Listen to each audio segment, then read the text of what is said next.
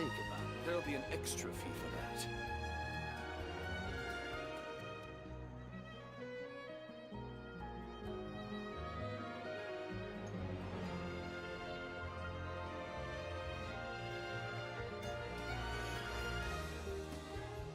Good evening. Hello.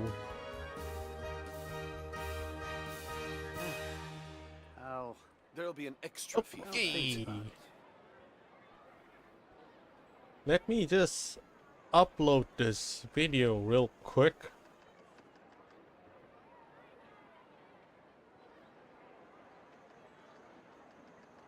Can't believe it. I managed to finish it in a day. Well, anyways. Okay, while it's uploading, I think I'm just gonna... Okay. So, as the title says, we're gonna be doing some story quest.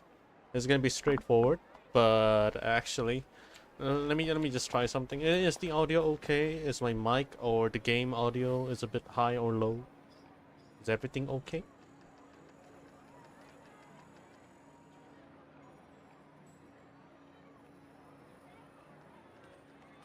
There'll be an extra fee for that. I'll think about it. Game audio can be a bit louder. Let's see.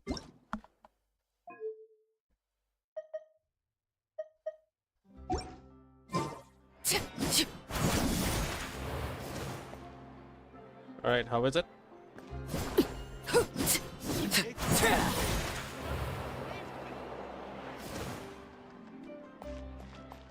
It's all good? Okay, perfect. Alright, so just a little bit of context as to what happened. So Natlan is out. The announcement for Natlan is coming out. Holy shit.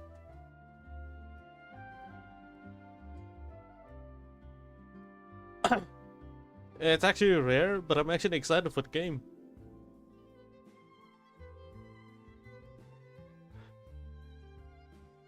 But fucking hell, they had some controversies. Something's going on there.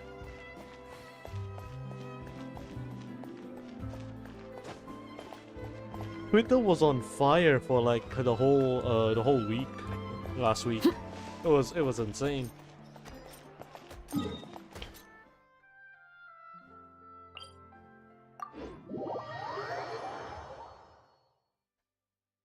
It was something about the characters in Natlan not having enough darker skin tone, which everyone actually sees it as very disrespectful. Since Natlan is like what? Based on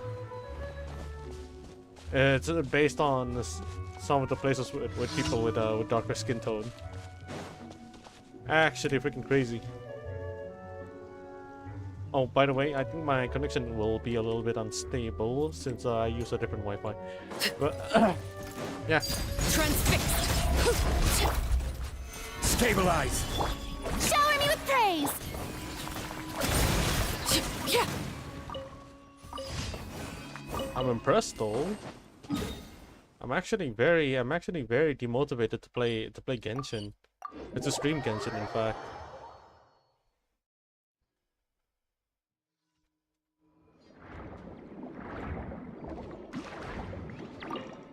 Let's finish up some dailies first. I think everything is pretty much done already.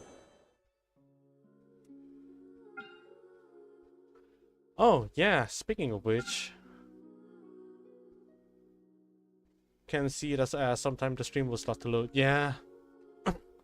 Well, hopefully my device can actually like fix itself by reconnecting the stronger ones. But it just doesn't detect it anymore. But so far, I think it's still fine. It just loads. You stopped playing Genshin as well. It's very understandable. This game has been stagnant for quite a while. And I think this filler. No, wait. This version is not a filler actually. It's actually pretty big. Since I haven't gone through the late game content yet.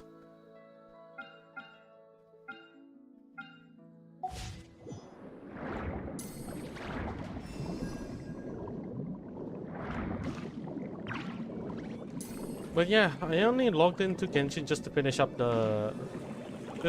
some of the maps, the commissions and such, like all the dailies. And I think it was yesterday I actually did an off stream of me trying to finish up Sea of Bygone Eras, the new area. So now I've already cleared up this section. And the next target will be this one, but I'm not going to stream while talking. It's definitely going to be a private stream this time. I'm gonna make it a VOD and then just compile and upload it.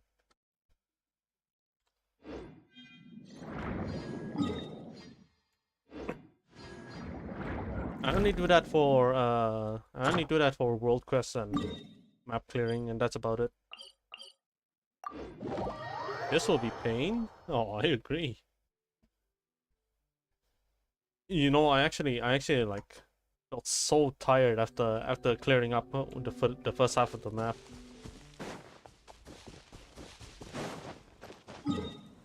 In fact, I haven't even finished grinding all of the map on this side, and also the Tenyu Vale, Realm of Farakarth, and the Gabriel Javard, Desert of Haramavev.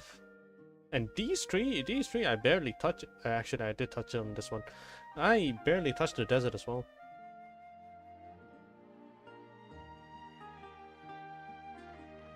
Sticking to ZZZ and HSR, yeah, I couldn't agree more. I think I've tweeted this before. Genshin Impact felt like a friend that you can visit after a long time. And it'll feel very fresh. Honkai Star Rail felt like you were bidding farewell to a friend because of the people there. Like it's a bidding farewell. Like the moment you meet that person, that is the last time you meet that person. That final part on Penacony arc is insane. That was the most fun I've had next to Farina. I'm just gonna see if Natlan can actually break this feeling, like this feeling of boredom. Not really boredom, stagnant. This game hasn't been moving for a while, and Hoyo was even made a mistake on the on representation as well. That one I don't really care, honestly. Like if they're gonna complain, let them. They have the right, sure. I'm not gonna have an opinion on it. Zenless Zone Zero is unique to me. Like that game actually feels like you're in a friendly neighborhood. It actually feels like you're in a friendly neighborhood. I actually love that feeling. It feels like home.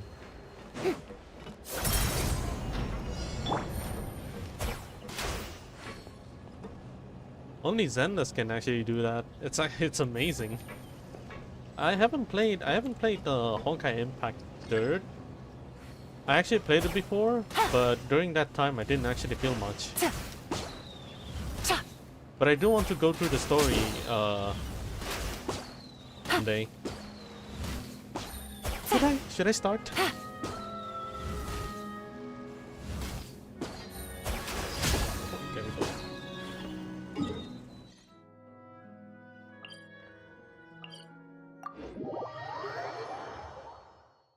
You can try play P5R? Wait, what's P5R? Persona?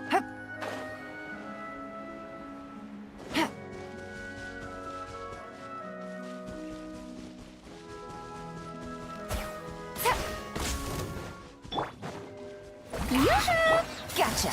Ooh, Persona, huh? 3, 4, and 5. I can actually play them separately, right? I don't need to know some of the background and such. They're all separate storylines, if I'm not mistaken. I will have I order. can play whatever order. Gather. I actually wanted to give it a shot. Yes. Oh, okay. Maybe if I... It's not even maybe, actually. I'm actually considering trying to purchase one. If I have the... If I have the money to do it, then yeah. I'll definitely purchase it. You're playing P5R. Holy shit. Damn. How was it so far, actually? I can tell you're having fun, but have you like played the game previously? Add at. Thank you for Add Astra. The previous version, I mean.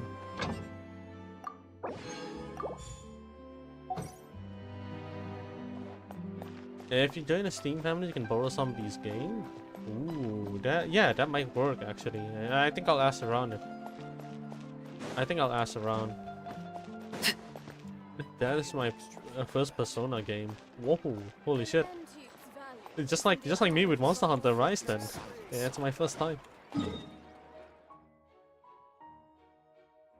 It's one of the most fun game I've had. Holy shit! They actually did a good job introducing the game to new players, and I think Persona is no different. If you're having fun, then they did it right.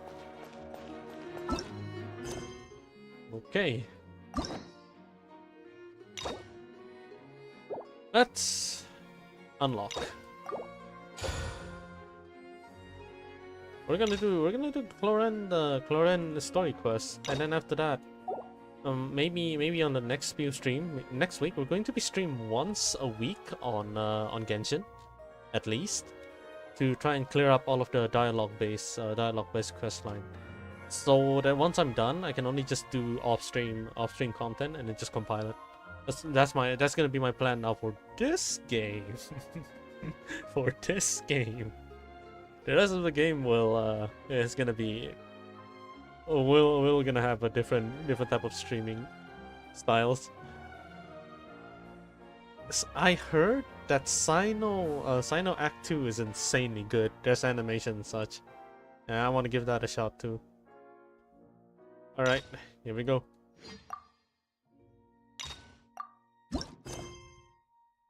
What the fuck? Judgment Day?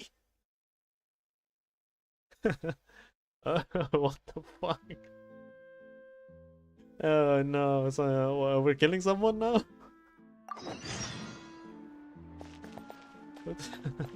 Huh?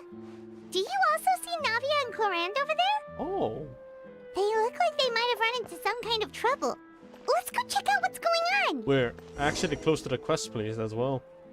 Bruh. Okay, that is really... Okay. I like this,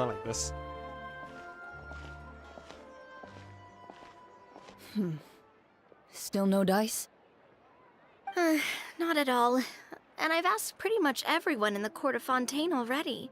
Lynette's ears drooped as soon as she heard that we'd have to be out and about for days on end. And Fremine, he hid himself under his helmet as soon as he realized there'd be people around that he didn't know. What about Chiori and Charlotte? I feel like both of them would be more than up to it. I've asked them already, but they're both pretty busy right now. I just gave the members of the Spina a few days off, too, so I don't want to bother them either. Oh, wait, hold up.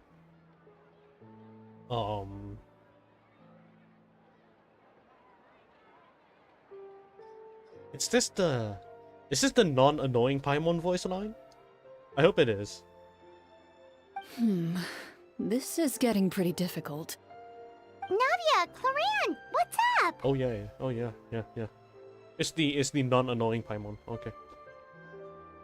Oh my. Well, if it isn't my dear partners. How are you all doing? Huh. Navia? Huh? Oh, you mean... Yep, this is our chance. Okay. Do you need our help with something? Oh, precisely. My dear partners, we've got a huge problem right now that only you can solve. Whoa, for real? Absolutely. We've already exhausted all our other options. Traveler, Paimon, would you join us and play Marechaussee Hunter Judgment Day? Marechaussee what now? It's a new game script by the Tabletop Troupe, a local roleplay adventure club. Ever heard of the Tabletop Troupe? They put out games that allow you to participate in a story and roleplay characters with your friends. Oh, I've loved their stuff ever since I was a kid.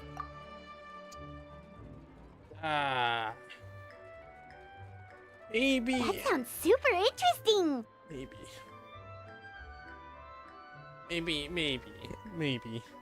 Maybe I'd fuck with this. The storyline, I mean.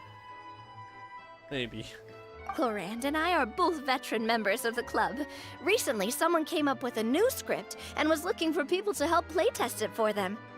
And when they asked, of course I couldn't refuse. I mean, come on! A brand new script? Nobody has ever played it before. Mm-hmm. Generally speaking, scripts at that level of development have a lot of issues, but I think this one is pretty solid. The author obviously put a lot of work into the story, and the world building is also quite credible. Whoa. I know I was the one that handed you the script, but some of us haven't read it yet. No spoilers, please. Anyway, the script calls for a team of 4. Ah, yes. We're missing one final player right now. So, you're saying you'll help us out? I knew I could count on you, partner. Paimon and the Traveler are kind of a package deal. Is that okay? That's not a problem. I'll adjust the pace based on the actual number of players, and ensure that everyone has a good time. Well, Traveler, what do you think? Wanna play? Paimon will follow your lead. Well, that solves our problem. You have our thanks. Woohoo! I'll go grab the script manager from the club right away. The script manager? Didn't you just say that you gave Clorinde the script? The club introduced a completely new kind of gameplay for the script. In this iteration, the Game Master's version of the script is incomplete. The script manager provides the next part of the script only after players have completed the current list of objectives. On top of that, in order to increase player immersion, the club has created some of the story's sets and scenes in real life. We'll only know where we should go once the script manager reveals the starting location. Wow, you're right. Whoever wrote this script really did put in a lot of work. And it's got a real healthy amount of suspense, right? I mean, even the GM doesn't know how the story will end. I look forward to experiencing it with you all. Why don't you go meet up with the others first? They should all be waiting at Chioria Boutique. I'll come over with the script manager as soon as I find them. Sounds good. Remember to always watch where you're going, and don't rush. You say that like I'm 6 years old or something. Let me think. What kind of character should I play this time? I just hope you'll pick up some useful skills this time. Oh, and stop trying to persuade every animal you come across. Oh, they're playing Dungeons and Dragons? I just realized. Is that what it is? Oh, what? Is that what it is? A role-playing?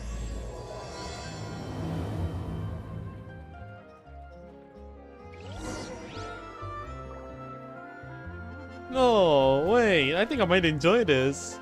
I have never played D&D before, but I actually love the idea of it. The concept of it. You can do anything to it. Yeah, I never actually initiated the gameplay with my friends, but like, whenever I see them play, it's always the most ridiculous thing. You haven't too? Oh, this might be okay. Sorry to keep you waiting. But I need to confirm first, because when she said, when Clorinde said, pick up a nice skill and also persuade, I immediately kind of knew that it's gonna be something really chaotic. It's gonna be very roleplay. So I assume it might be D&D. Okay. You're back! Huh? And you've got the Traveler and Paimon with you too! Oh, Clorinde and Farina are on normal terms now. They're not really one of those I am Archon, you serve me thing. What a pleasant surprise. I assume you'll be joining us for the game then? And this guy too, apparently. Linny, Farina! Paimon didn't know you were playing too! Are you also members of the tabletop troupe? I'm more of a casual member, if anything. I haven't taken part in many formal club activities. Lynette, Fremine, and I play something similar at the Hotel Bouffe Tété sometimes, but I'm usually the GM. Oh, that is so D&D. Still, I'm sure it'll be fun being a player for the first time. I'm looking forward to it. Well, I'm not a member of the club at all. Clorinde simply woke me up first thing this morning, said there was a good script worth experiencing, and asked if I wanted in. If you're interested, I can give you a referral. That should give you a 40% discount on membership fees. I think I'll wait to see how this experience plays out first, especially when it comes to the quality of the script. If it's sufficiently fun, then I'll join. Every time Farina talks, it sounds beautiful. Do you participate in a lot of tabletop troupe activities, Clorinde? You could say that. She's actually one of the few senior game masters of the troupe. Right. I knew about that even when she was still my subordinate. It's nothing. Really, just a small hobby of mine. Wow. Paimon's so used to seeing you be all upstanding and intimidating as the champion duelist. It's kinda hard to imagine you role-playing with a bunch of friends. Oh my god, what is this question? So, if you have a problem with any of the rules, do you have to submit a duel against a duel request to you? What the fuck? Surely you jest.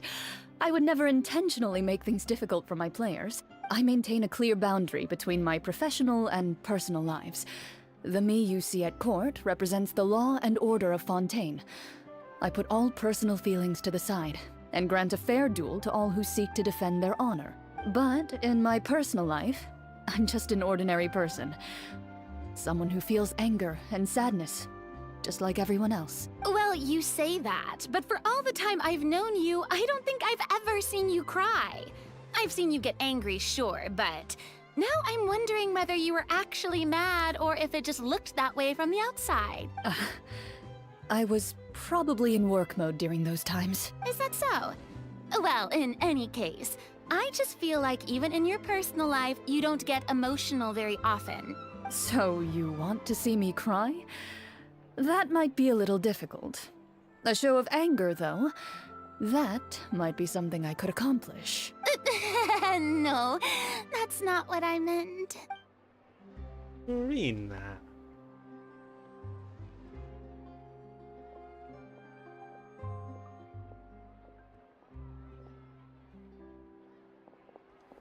I'm back!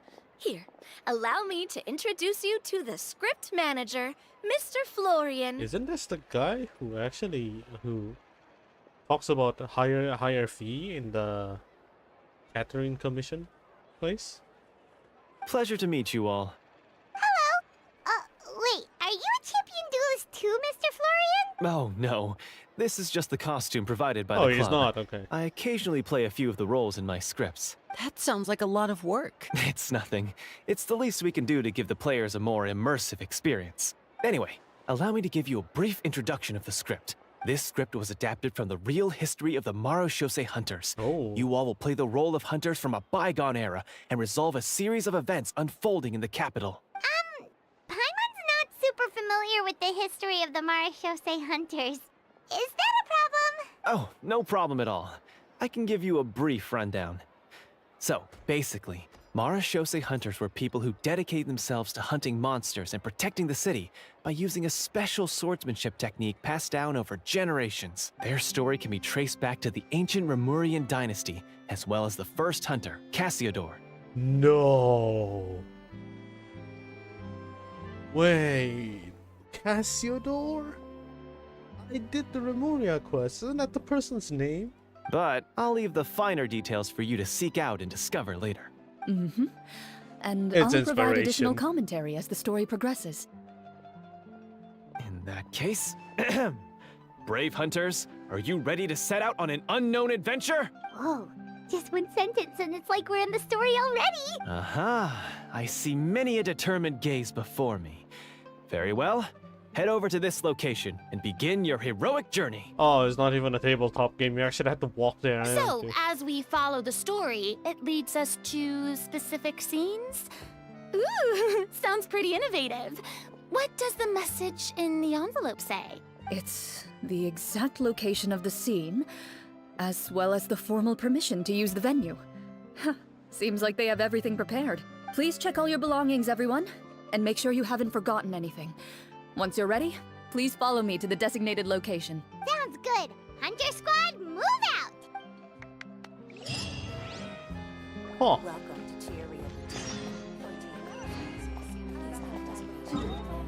Papa Ajao, I mean, oh wow, that is actually pretty far.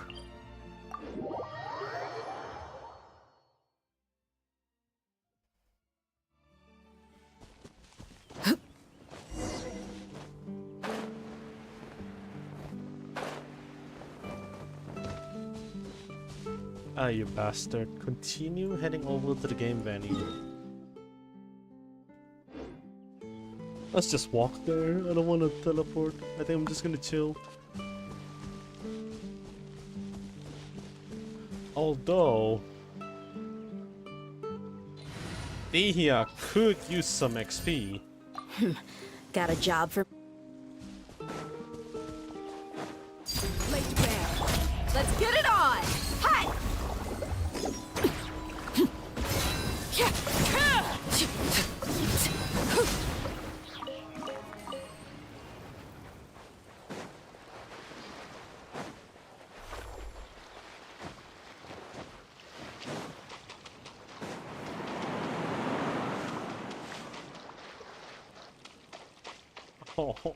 Oh, I'm so sorry. Overruled. It must be done.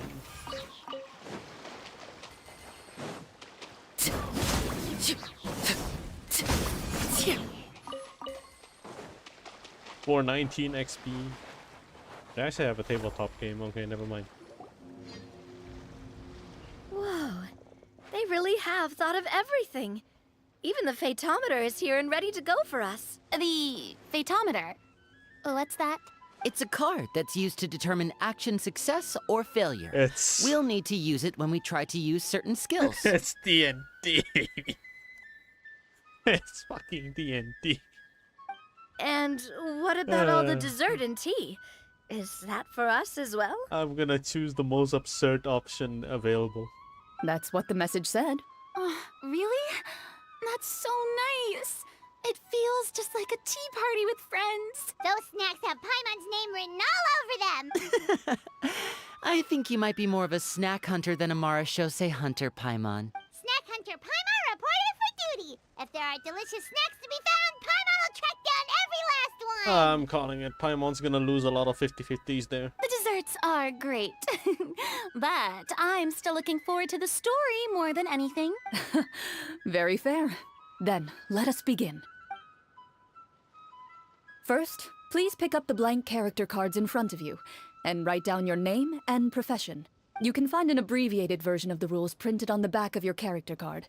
If you have any questions, feel free to ask me. In this story, everyone is a Marashose hunter.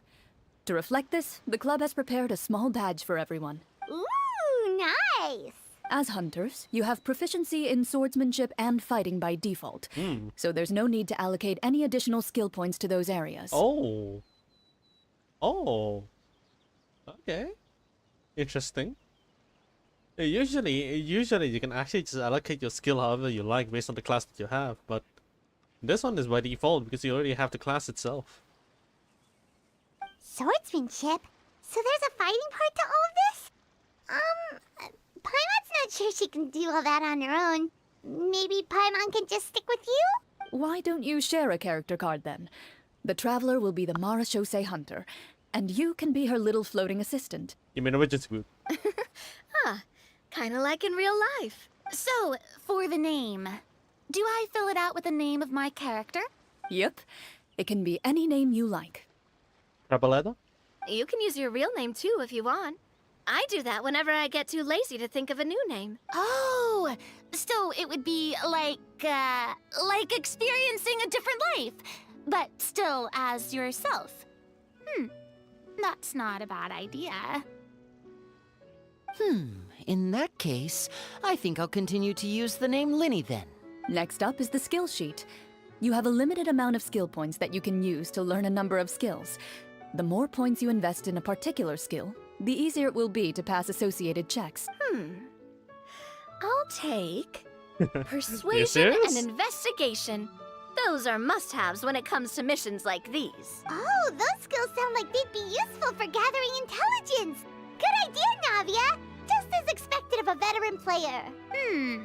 So should we also take those skills then? Not necessarily. Since we're working together as a team, we could leave the negotiations to Navia and use our skill points to pick up other useful skills. For example, I think I'll take stealth and sleight of hand. That will give us more options if we run into any situations we can't negotiate our way out of. Oh, interesting. I wasn't thinking about it like that. I suppose it's not so different from an acting troupe. Everyone has their own role to play. Let me see. I'll take arts and performance. I'm not quite sure what use they'll be, but I'm not as knowledgeable about the other skills, and I am not too confident I'd be able to roleplay them well. Well, that leaves us. What do you want to learn, Traveler? Okay. Do we heal? Do we see shit? Or do we fucking cook?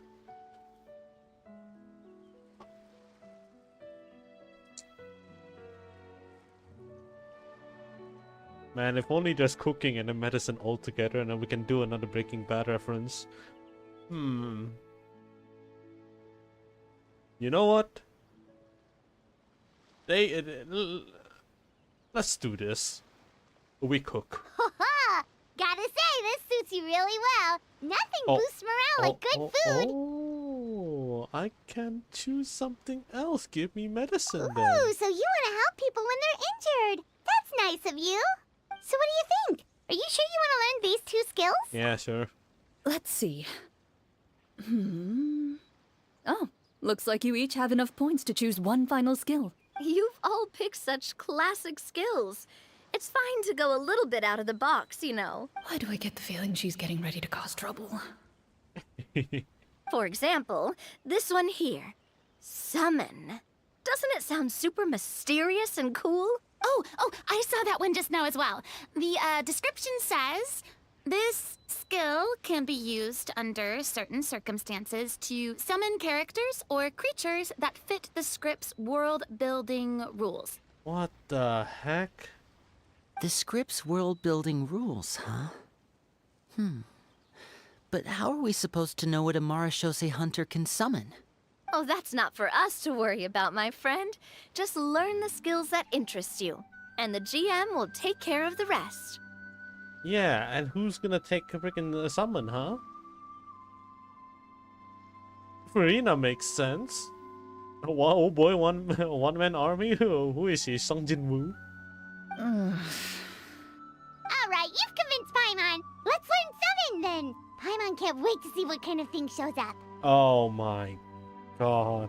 I learned cooking, medicine, and summon, didn't I? Well, now that everyone's more or less finished creating their characters, we can begin. I am Sung Jin-woo. It's time. Arise. Since two of our players are doing this for the first time, though, let me ask, would you like to play on easy mode or authentic mode? What's the difference between the two? Well, in role-playing games, the story sometimes changes based on the decisions of the players and the results of the Fatometer. For example, if you fail a check, that means you cannot use the target skill in that scenario. A critical failure may even result in further negative consequences. Oh, okay. So it doesn't just success or fail. It's basically just a randomized number generator then. If you choose to play in authentic mode, Every time you elect to use a skill, you'll need to use the Fatometer to see whether you succeed or fail, and face any consequences that may follow. If you choose easy mode instead, every check will be successful by default, and you won't have to worry about luck playing a factor. Oh, that's boring. Random check triggered by the Fatometer often serve as indicator for Destiny's course of or the success or failure of an action. Press to draw a card and get a random number between 1 to 20. If the number displayed is greater than or equal to the check difficulty, you will pass this check, otherwise you will fail it. So it's a dice? Yeah, it's a dice, but it's based on a card. So there's probably like 1 to 20 cards or something. Huh? Yeah, it might be 20 cards, and every time you get a card, you get this number, but you have to shuffle the card. That sounds so complicated. Oh yeah, that is definitely complicated. Players' role-playing and the scenes in the story can sometimes affect the result of a check. Your current check bonuses will be added to your randomly drawn number, making it easy to pass check. In easy mode, all checks are considered successful by default. Oh, nah. I want authentic. Given that I'd like to focus on the story, I suppose I should pick easy mode. I'd feel bad if I brought the team down by failing my checks. Huh? Oh, come on. Don't worry about that. RNG is the lifeblood of role-playing games. I'm going with authentic mode for sure. Navia fucking said RNG. What the fuck? Oh no, I can't even. Navia is that rich girl who plays games. She's that rich girl with all the successes and such. In secondary, in school, in high school, and then at home she's actually a hardcore veteran gamer. Never knowing what you might have to overcome. Ugh, doesn't that sound exciting? I'd rather be mentally prepared for what might happen. Alright, I'm emotionally damaging Farina for this one. Alright, then I'll mark down Farina for easy mode. All her checks will be successful by default. As usual, Navia and Linny will play on authentic mode. Oh, so that's how it works. What about you, dear partner? How would you like to play? Are you sure? Yeah. Authentic. Trust me, you'll see the beauty of RNG. I'll gamble. Honestly, I don't think Clorinde would make things too difficult for us no matter what the Fatometer says. Isn't that right, Clorinde? No promises. That wasn't super reassuring. Oh, you don't need reassurance in RNG. I've done that before. I rolled in fucking gacha games, man. Well, anyway, enough talk. Let's get started. I want to experience at least a good chunk of the story today. Speaking of the story, why is the beginning scene on a beach? Yeah, I rolled in your loss. Yep. And for some reason, you decided to go again. Of course. We all do that. Did you know? I actually rolled for Farina's weapon? Like this banner? Did you know I actually did? Well, guess what? It went to the fucking Melusine. Nice. It's the damn bow. The moment I lost. Yeah, I absolutely lost. That means I had to wait another Farina then. But who knows? Maybe I won't get the roll. But anyway, but it's fine. It's fine. I don't mind losing 50-50 on the Farina weapon. Ah, my God. It actually kind of hurts, but still, it is what it is. Well, that's because a long time ago, Oh. back when human civilization was still in its infancy, powerful demons and evil sorcerers ruled over the land. They created a host of monsters and sent them to slaughter all humans in existence. Oh wow, they actually changed the vibe completely. Okay, I fuck with this.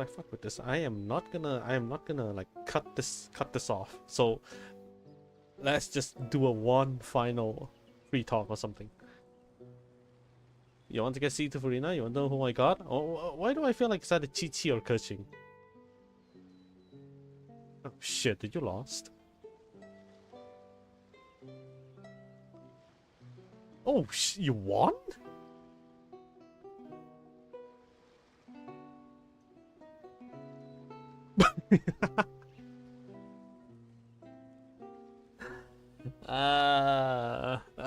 I'm sorry.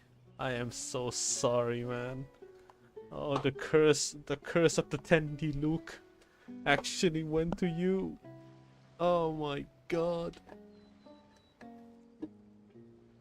Oh my fucking god. It's always freaking Luke, man.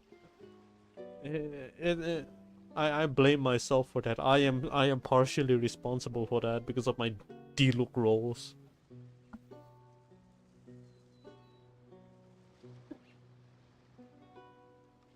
Nah, man. No. I'm telling you. I have a lot of my friends that wanted to roll. I have actually trust and not trust my luck at the same time. Like they know that I can actually roll their. They know that I can actually roll their characters, but at the same time, even if the 50-50 fail, it will never be anyone but D-Luke. Just I have bad vibes with Genshin. I disagree. If you have bad vibes, it could be someone else. But since you're like watching my stream often, the curse of the 10D Luke will always be there. And I'm pretty sure people who actually watches my stream will also earn the D Luke curse as well. I wish them good luck. Anyone who actually like accidentally run into my stream and just go like, "Wow, you play Genshin?" Let's see if you get more D-Luke. It's probably not gonna happen in like few rolls, but hey, I'm calling it. It's standard banner perhaps. If you ever get D-Luke, it's already starting. The symptoms there. You're already bitten in Project Zomboid. That's how it works. I wish you good luck. Okay, let's go into role playing. Soon, a group of human rebels banded together. With their swords raised, they swore to brave the darkness, and in doing so, subdue each and every monster that sought their destruction. They became known as the Marashosei Hunters.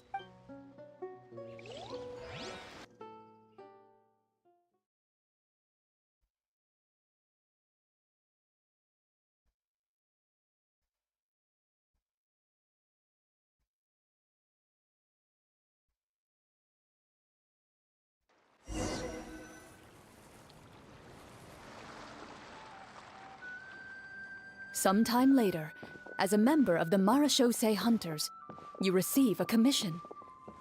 Following the address provided on the message, you take a boat and arrive at this strange city.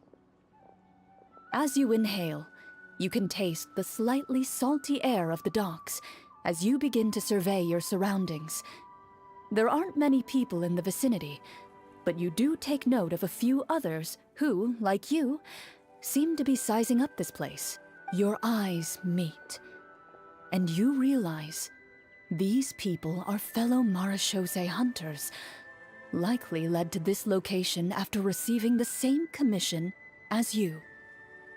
You're all Marashosei hunters too, right? Oh, wow. Allow me to introduce myself. The name's Navia, monster hunter by trade and helpful neighborhood businesswoman on the side. Wow. Wow. Relax, dude.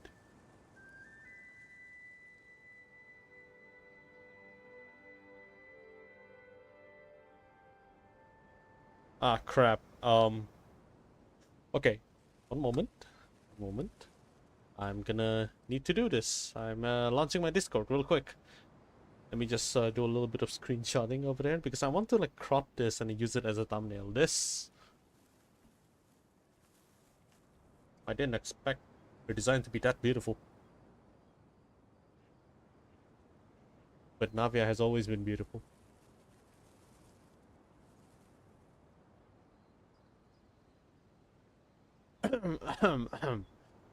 Bear with me.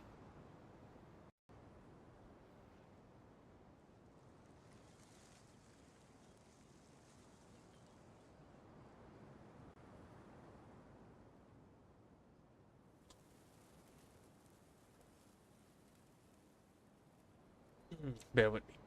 Good taste. Yeah, I agree. Actually, everyone who likes Navia has good taste.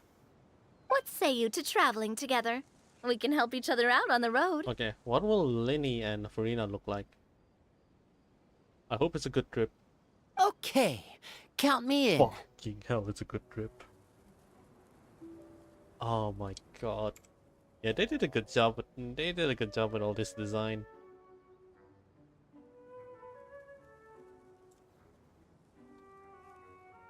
My name is Linny. I've been wandering since I was little and picked up a few less than legal tricks along the way. I was adopted by a Marashose hunter and later chose to follow in his footsteps. Is this where you introduce your character to everyone? It sounds like they've done this dozens of times. Oh, you socially anxious lady. My name is Farina, and, I grew up in a noble family. I always had a strong interest in performance and the arts. Even though I'm a Marshase hunter, what I really want is to be a performing artiste. It's what a lore. I'm looking forward. She might be able to like blend in with the vibe of the game instantly. Hey, that's really cool. You can do it, Farina. That's exactly how it's done. Paimon is Paimon, a good friend and companion to this Marashose hunter right here. Right? Oh, they all have that. They all have that feather.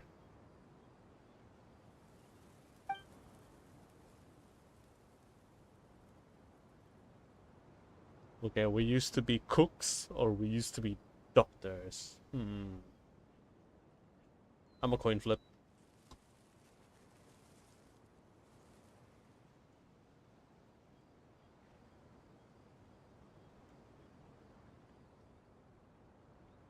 Huh. Like, yeah, you're right. Cooks let her cook. I actually got tails. I've been studying the culinary arts since I was a child. I hope my delicious food can help boost people's spirits. Oh, she has a different design based on her profession.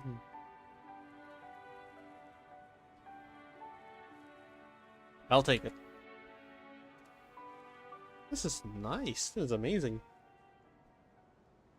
All right, that's all of it. It's time. I can finally thumbnail this. That's wonderful. I'll be looking forward to your cooking during our adventures together. Well, if we're all here for the same commission, why don't we take some time to confirm what we need to do? You open your envelopes at the same time. The message reads, "To the honorable and trustworthy Marashose hunters, our kingdom is currently facing a grave crisis. The lands outside the capital have been overtaken by monsters, and our people are being led astray by forces of wickedness. We beseech you, please help us resolve this crisis and return peace and stability to our home." Huh. The layout of this city looks super familiar. It kinda reminds Paimon of Mondstadt! The scriptwriter must have used a real-world city as a reference when coming up with the map. As experienced hunters, the layout of the city reminds you of places once traveled. You recall the sight of tree-lined streets and the gentle tranquility of days gone by. Yet, as you regard the city in front of you, it appears to be little more than an empty shell.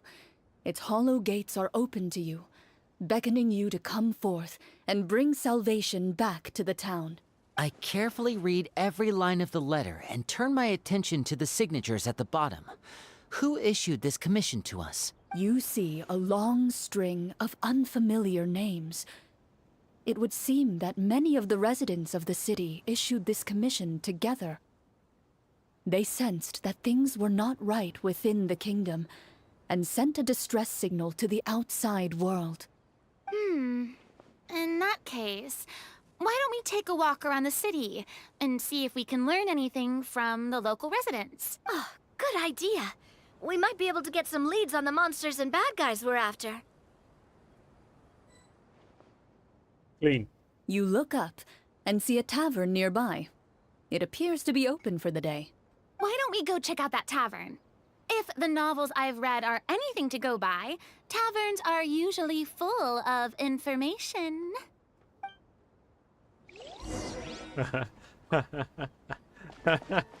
He's coming, guys. He's coming. The bartender. As you approach the tavern, you find a plainly dressed woman standing nearby. She appears to be rather troubled about something.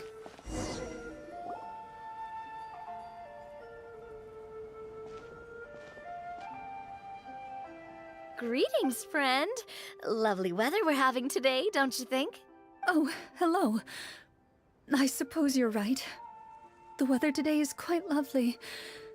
If only those monsters out there would stop causing trouble. Clorinde is actually good at this? What the fuck? It seems like every character included in the script has a certain amount of useful information to offer. If we keep asking questions, we might be able to get some good leads. Oh, come now, don't be sad. Life is all about optimism. Oh, that reminds me. What did you have for breakfast this morning? Huh? I don't think that's the kind of question we're supposed to ask. Nothing turns a frown upside down like good food. How about some macarons? I could make you some. You didn't even take cooking as one of your skill proficiencies. That's not necessary, miss. Excuse me for saying this, but you don't really look like a chef. Besides, I'm not really a fan of sweets. So you're someone who barely smiles and doesn't like sweets. You're really starting to remind me of this one friend of mine. That's intentional. Hey, did she just... me? Clorinde must have broke character for a second. This isn't getting us anywhere. Traveler, maybe you can think of something. But I'm a chef.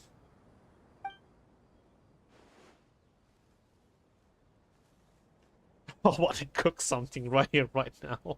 Are you sure? In that case, please refer to the fatometer. Let's go. Alright, here we go. Pop, pop, pop, pop, pop, pop, pop. Actually, 1, 2, 3, 4, 5, 6, 7, 8, 9, 10, 11, 12.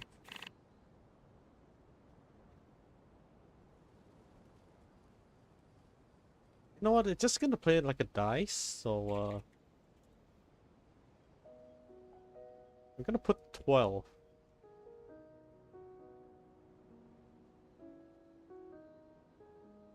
Was I might have lost my gamble? Yeah.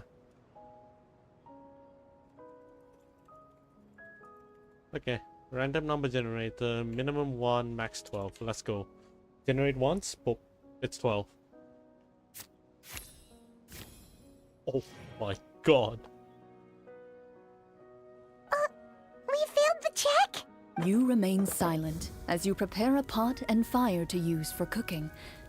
The woman stares at you with her mouth agape as you skillfully cut the ingredients and toss them into the pot. Perhaps your skills have regressed due to lack of use, but soon the unpleasant smell of something burnt fills the air. Oh no. I screwed it up. It's all black around the edges. I appreciate the thought, but I think I'll pass. Miss, we'd love to learn more about the monsters you mentioned. If you're willing to open up to us, we might just be able to help resolve the troubles you're facing.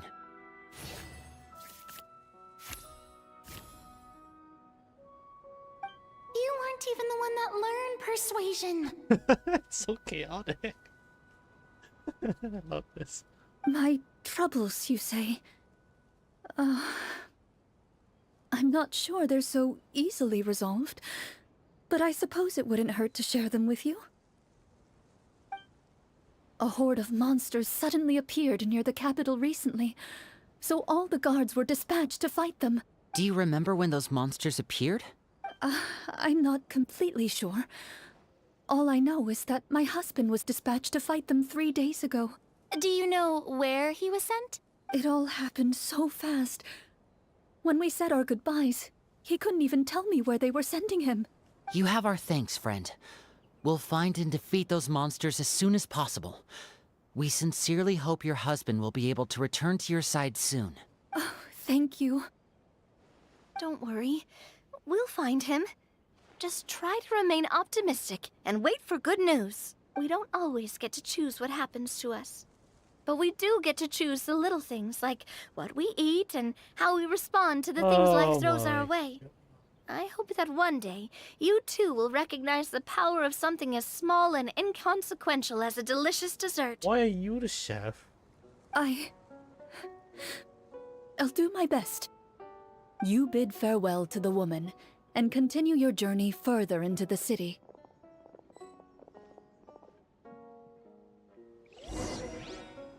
Should she change jobs? I think it's too late to change now. They're gonna play as them. Alright, here we go. As you venture further into the city, the streets appear largely empty. An elderly woman walks past. You see her shake her head as she puts away her wrinkled wallet. A nearby merchant folds his arms and gives you a disdainful look. You get the impression that he's someone who has long gotten used to the sight before him.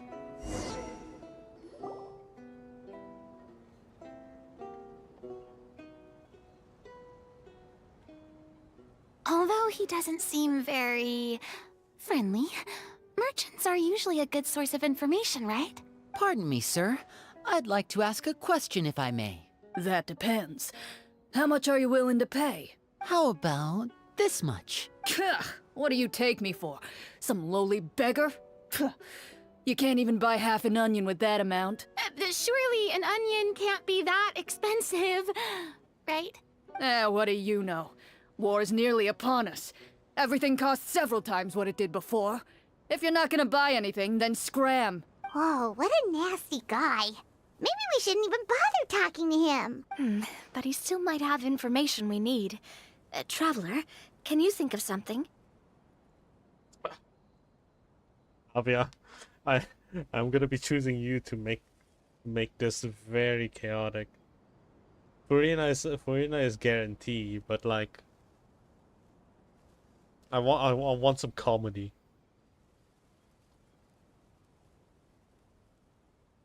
What does Clorinde do? Oh right, he's a sleight of hand guy. Nah, I want to listen to Navia.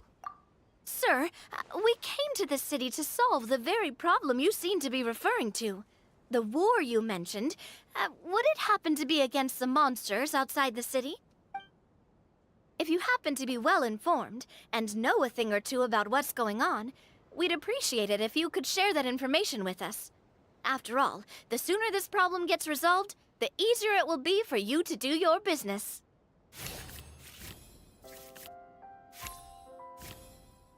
Whoa! Well, things are basically as you said, young lady. Those monsters are camped outside the city, and they've been destroying all our trade routes. We have limited reserves within the city, so if this continues, we're all gonna be in big trouble.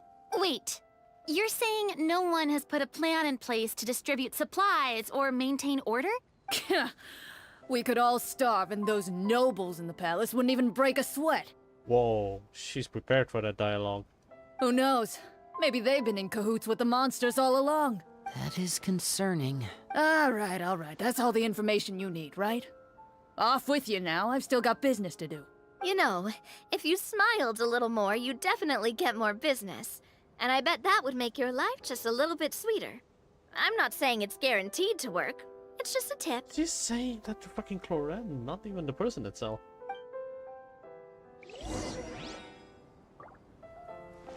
Should we try to go somewhere with more people? Oh, how about the city square? Follow me.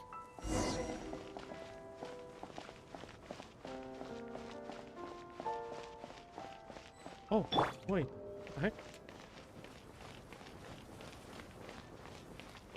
Before you lies the city's central square.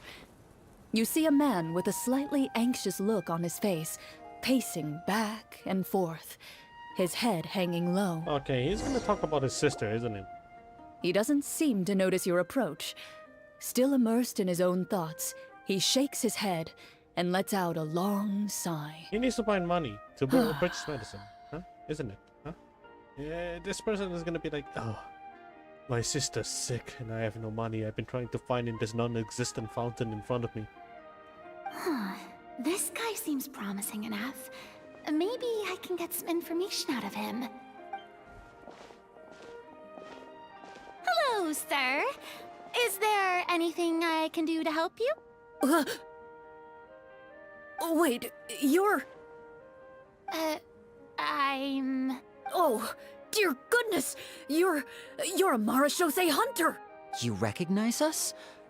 Ah, are you one of the people who wrote the commission letter? Yes, yes! Oh, I didn't expect you to actually come! Oh, what great news! The city is saved! What happened here?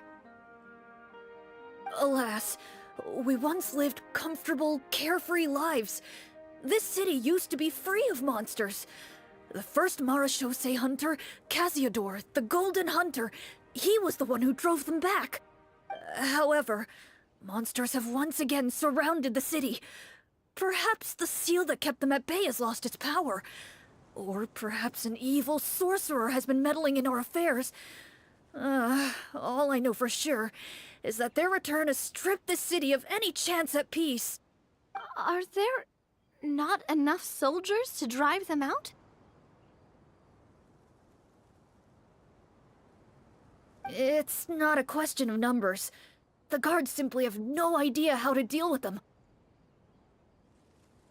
Most people my age have never even seen one of the monsters, much less been trained to fight against them. What's worse, many of us don't even know the history of the Marashose hunters anymore. When I was a child, though, my grandfather would tell me stories about how the Marashose hunters drove back the monsters. So, on the off chance that something might come of it, I decided to reach out to you. To be perfectly honest, I was starting to think all those stories were just tall tales. But now that I've seen you in person, I finally know that it was true! Well, you can rest easy, friend. The righteous and formidable Marashose hunters are on the case. The man is touched by your determination and resolve. His eyes begin to well with tears of relief. Still, if we are going to hunt the monsters, we need to know where to find them. Can you give us any leads? All I know is that the area outside the city is dangerous. I'm afraid I can't point you toward a specific location. Oh, although, if you leave the capital through the main gate and follow the road, you should run into a group of guards. They might know more about where to find them. I see. Oh, whoops. We'll go look for them then. All right, be careful. Oh, and one last thing. Yep. The monsters outside the city are just part of the problem. There are evil sorcerers inside the city as well, so be on your guard. They're actively working with the monsters, and have corrupted the court ministers with malicious magic. They're the reason why, even inside the city, everything has been a giant mess. Even one of our kindest ministers has turned into a boorish and unreasonable figure, interested in nothing but enacting laws that exploit the people. Who knows how much longer we'll be able to go on like this. Talk about being stuck between a rock and a hard place. I feel bad for him. Maybe we should try to cheer him up? Let's try again. Hey, not everything can be solved with food. I appreciate your kindness, but for now, it's more important to focus on the crisis at hand. Brave hunters, I leave the future of this kingdom to you. My cooking. I should have become a drug dealer.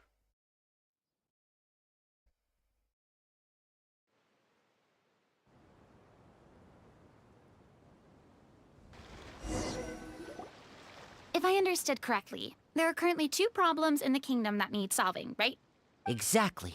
We need to defeat the monsters outside the city and take down the evil sorcerer stirring up trouble from within. But which problem should we tackle first? That's not a bad job, to be honest. True. But I am basically just RNGing myself. I stacked up my RNG by putting up a number generator onto cars that I'm gonna choose. Okay. This time I'm gonna try and choose based on my gut alone. Like just to see how it goes. I gambled and gamble. Well, this seems like a good moment for a break. Take some time and discuss what you want to do. Let me know when you've made your decision. I really didn't expect the people in the city to keep us at arm's length like that. I totally thought the hunters would be treated like heroes. Well, Clorinde said the script took cues from the real history of Fontaine, right? Maybe the real-life Marushosei hunters were also treated like that. I wouldn't say it's a perfect representation of history, but there are definitely some similarities. Would you like to hear more about it? Sure. As long as it doesn't spoil anything in the script. You've brought up bits and pieces of the hunters' history before, but it was all in passing. Paimon wants to know too! The hunters were super powerful, right? Were they all from a special line of supernatural beings or something? Kinda like the yokai in Inazuma? No. All Marashosei hunters were ordinary mortal fighters. The only thing that set them apart were the special sword techniques passed down over the centuries. They're demon slayers. They have the special breathing skills. The fucking Ichinokata bullshit thing. Not wrong, right? In before they actually mentioned sun breathing or something. Those crap? Yeah. You know, I actually finished the manga for that.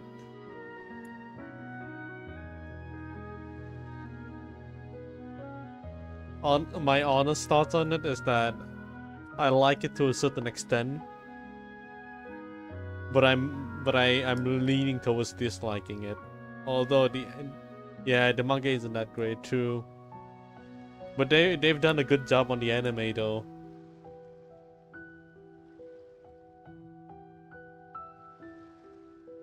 The anime was a full clean. I can actually just watch it just to wash my eyes. There's so many good actions. The anime is different. True. I've never agreed to something that is in anime. I actually like the way they tell story about the Hashira's background. They added little bits of detail, little bits, like so small, but it's effective.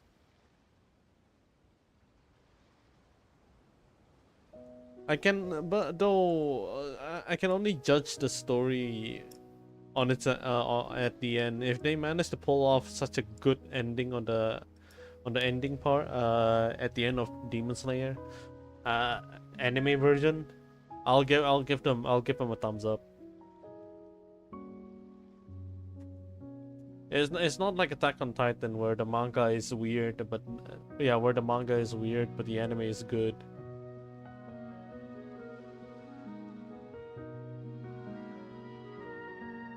They did a good job on the anime ending on Attack on Titan. That I gotta say. Anyways. Huh? So you mean anyone could become a Marushosei hunter? In theory, yes. All you would need to do is survive the rigorous training and master the swordsmanship techniques required to fight the monsters. Still, most people dropped out at the early stages, and others called it quits the minute they saw a monster in person. To become a hunter, you must be strong in both body and mind. What kind of monsters did the hunters fight exactly? Oh, and the evil sorcerer the script mentions. Did they exist in real life too? The land of Fontaine once played host to an ancient dynasty known as Remuria. Oh my god. After that dynasty fell, monsters began to appear, intent on obstructing humans from establishing a new social order. I finished that questline yesterday about Remuria. I actually paid attention to it. I read all the dialogues. So it is an inspiration.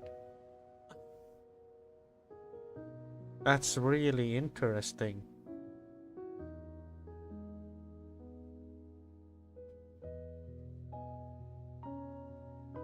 So what I didn't know is that Remuria was a dynasty. So it's completely like ancient. One of the ancient sorcerers of Remuria used his power to assemble a formidable army of golems. He sought to use that force to establish himself as king. Now, wait a second. Don't tell me that guy was the inspiration for the evil sorcerer in the script. We still haven't found any in-game information on him yet. So, why don't you talk about someone else for now? Well, I wasn't planning on going into anything you might be able to find out in the game. But if you want me to talk about something else, then... How about Casiodor, the Golden Hunter? Or Egeria, the ex-Hydro Archon? Oh my god, Egeria. Wait, but those people are all from a super long time ago. Where did you learn all this, Clorinde? From my master. Huh. By master, you mean Miss Petronia? And they introduce another character. Good. Alright, now I'm curious, who's Petronilla? Is someone you know? Absolutely. Miss Petronia and my father were good friends. Back in the day, she would often bring Clorinde over to play, but then... Let's not get off topic. Anyway, back to what I was saying. But then my dad died. Yeah, that's pretty much it, right? Responding to Egeria's call, a number of warriors followed Casiodor into battle against the monsters.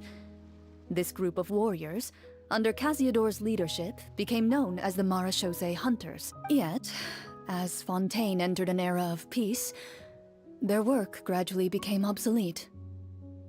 The Marechaussee Phantom, originally an association made up of hunters, eventually came to be predominantly comprised of Melusines. Huh? Huh?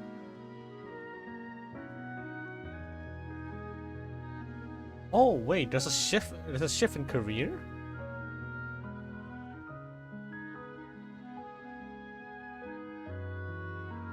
Huh. Interesting. Ah, I see. That explains why most of the people in the script have forgotten the hunters or think of them as nothing more than a legend. Is that really a bad thing, though? It can get tough always being the one shouldering everyone's expectations. Depends on who you ask, I suppose. If the name of the organization no longer commands respect, investigative work is bound to suffer. Speaking of investigations, which problem should we tackle first? Monsters or evil sorcerer? I vote monsters. That's the main duty of the hunters, right? We can come back to the sorcerer later. Well said, Miss Farina. Plus, if the sorcerers really are the masterminds behind this whole thing, defeating the monsters could give us some clues on their intentions as well. What about you, partner? What do you think?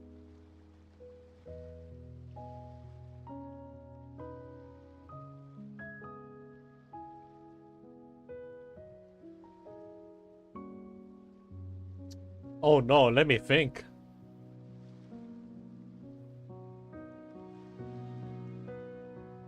You know what? I'll deal with the citizens. Then, the sorcerer. It's decided then. All right. After some discussion, you decide to turn around and head out of the city. Alright, it's time to cook a meal in a very bad way. Let's go.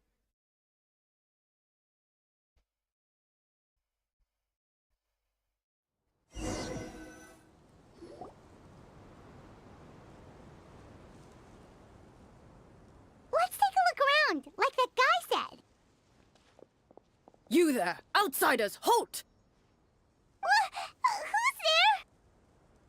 An armored man approaches you.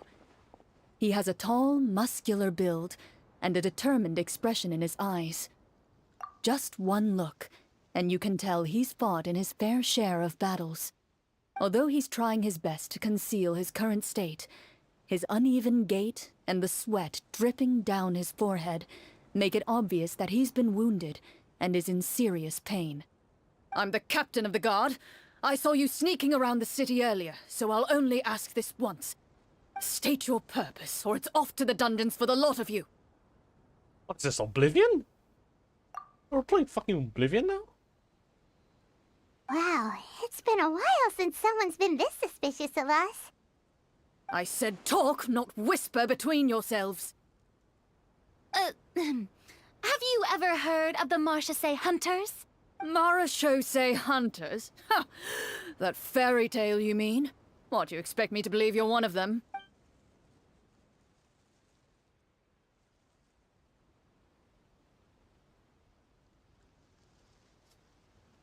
This is funny, man. I can... Is he injured? This is funny, but I'll do it. I'll do it. All right, let's go. Let's go. Let's go. Whoa, pop. This one. Easy. Easy game. Bust? Or maybe I'll draw them all?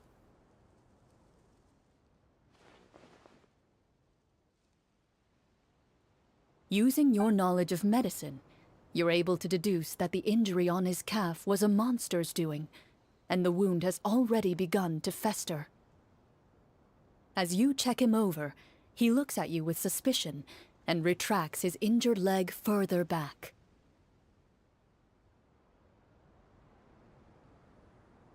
I'm a doctor by trade. Please let me Oh. redress your wound. You don't have to suffer like this. Oh, that's new. That's new. That's new. ちょっと待って. Boom. Where's the feather, though? Oh, there's no feather. Yeah, it's the same pose with different outfits, though.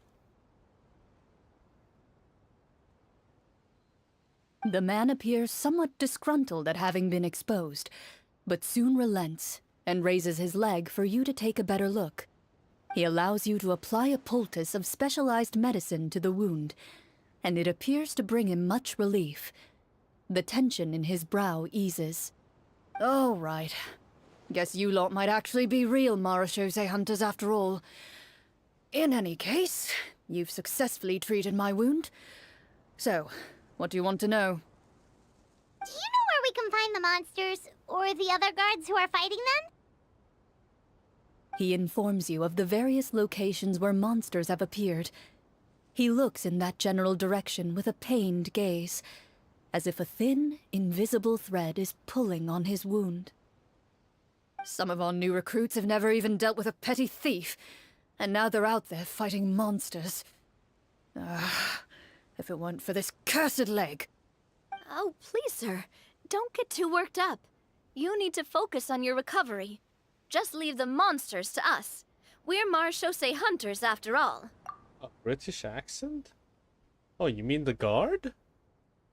Hearing you say that, a glimmer of hope flashes in his eyes. But it disappears almost as quickly as it came. I didn't notice until you mentioned it. He does have an accent. Those monsters aren't easy to deal with. But if you insist on going, I won't stop you either. Oh, she's actually good. I just hope all the guards will be able to come back to their families alive. I wish you the best of luck.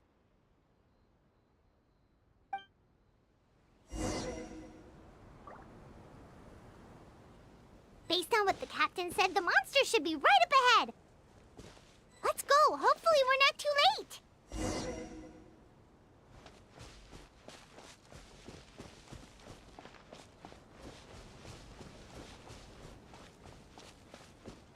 As you approach the battlefield, you see numerous people lying by the side of the road. They appear to be dressed like guards. Their faces are filled with desperation and terror. Some are screaming and cursing in vain, as if still trying to banish the monstrosities they saw from their minds. Oh, we're just gonna pass them by? My medicine check. I want to check their wounds though. Oh. A few of the wounded look up at you in shock and disbelief. Quick!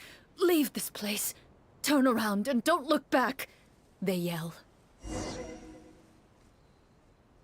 I'm sorry, man. It ain't happening. What am I gonna do? Do a medicine check on the monsters?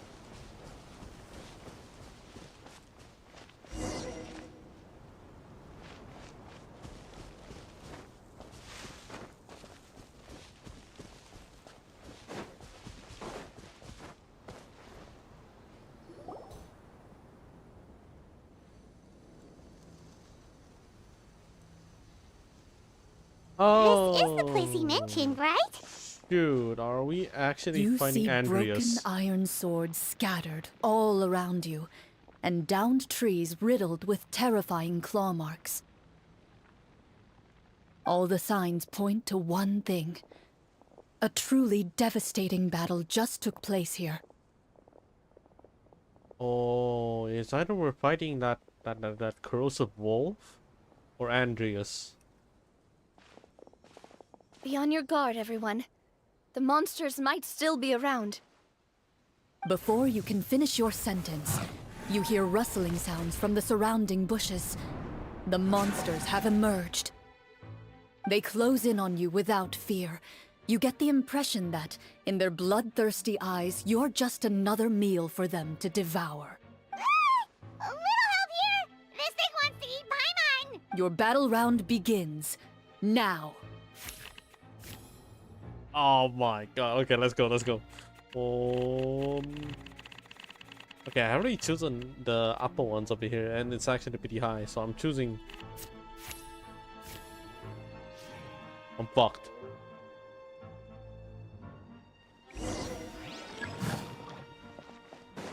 Spring forth! Strike a pose!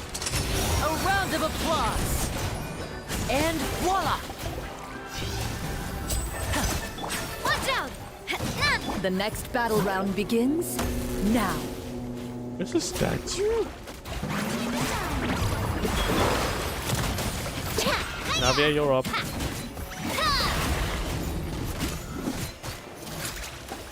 Coming at ya!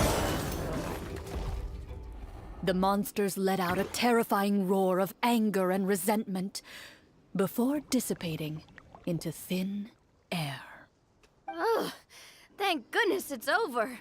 We're lucky the Marashose Hunter class came with all those preset skill points. Otherwise, we would have been in some real trouble. I never knew the Fatometer even determines the amount of damage you inflict. If you get unlucky, isn't it just game over right then and there? That's part of the fun. The uncertainty of fate is what gives these games their appeal. Oh, poor Farina. She was just caught in the catastrophe. Just as you begin to celebrate your Caught in the victory, crossfire. a suspicious lump on the ground catches your attention. A suspicious lump. Wait, could it be the thing that appears after every battle? I walk up to it, crouch down, and begin to carefully examine it. I've still got my right glove on, so it should be fine for me to touch it, right? As you investigate the mound, you discover that the exposed portion appears to be made of wood. It was previously obscured by the large form of the monsters. With the monsters gone, the small protrusion now awaits your discovery, poking out of the ground like a shy flower bud. Whoa, it's a treasure chest!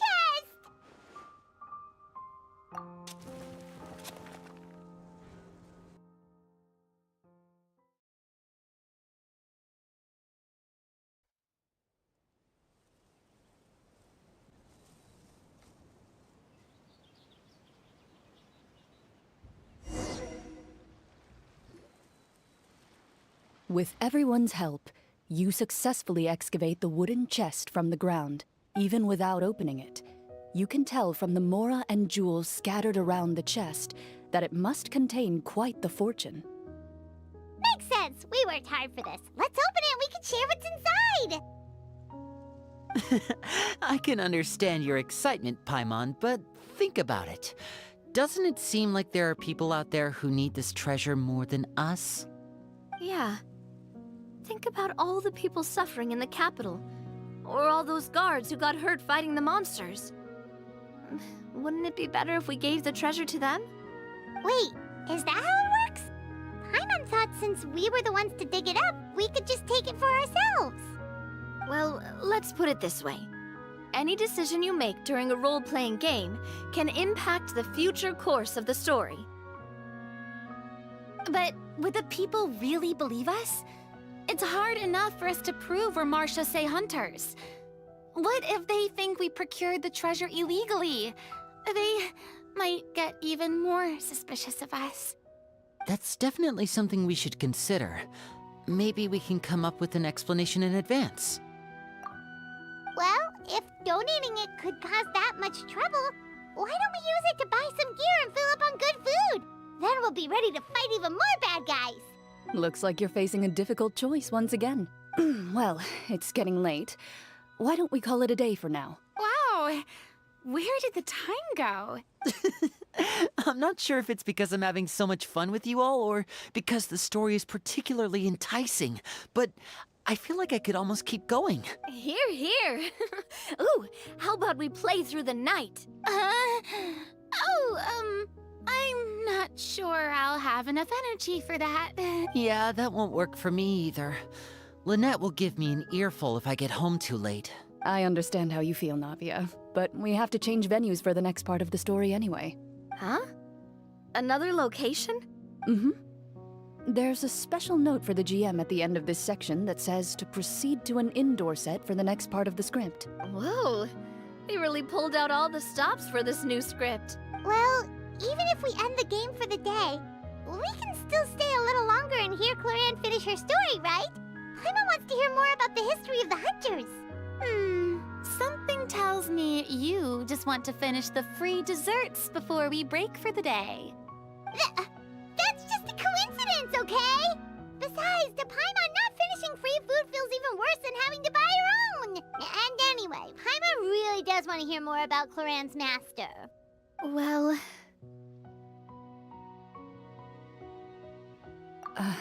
It's nothing. I appreciate the concern, but it's all in the past. It won't do any harm to share these things now.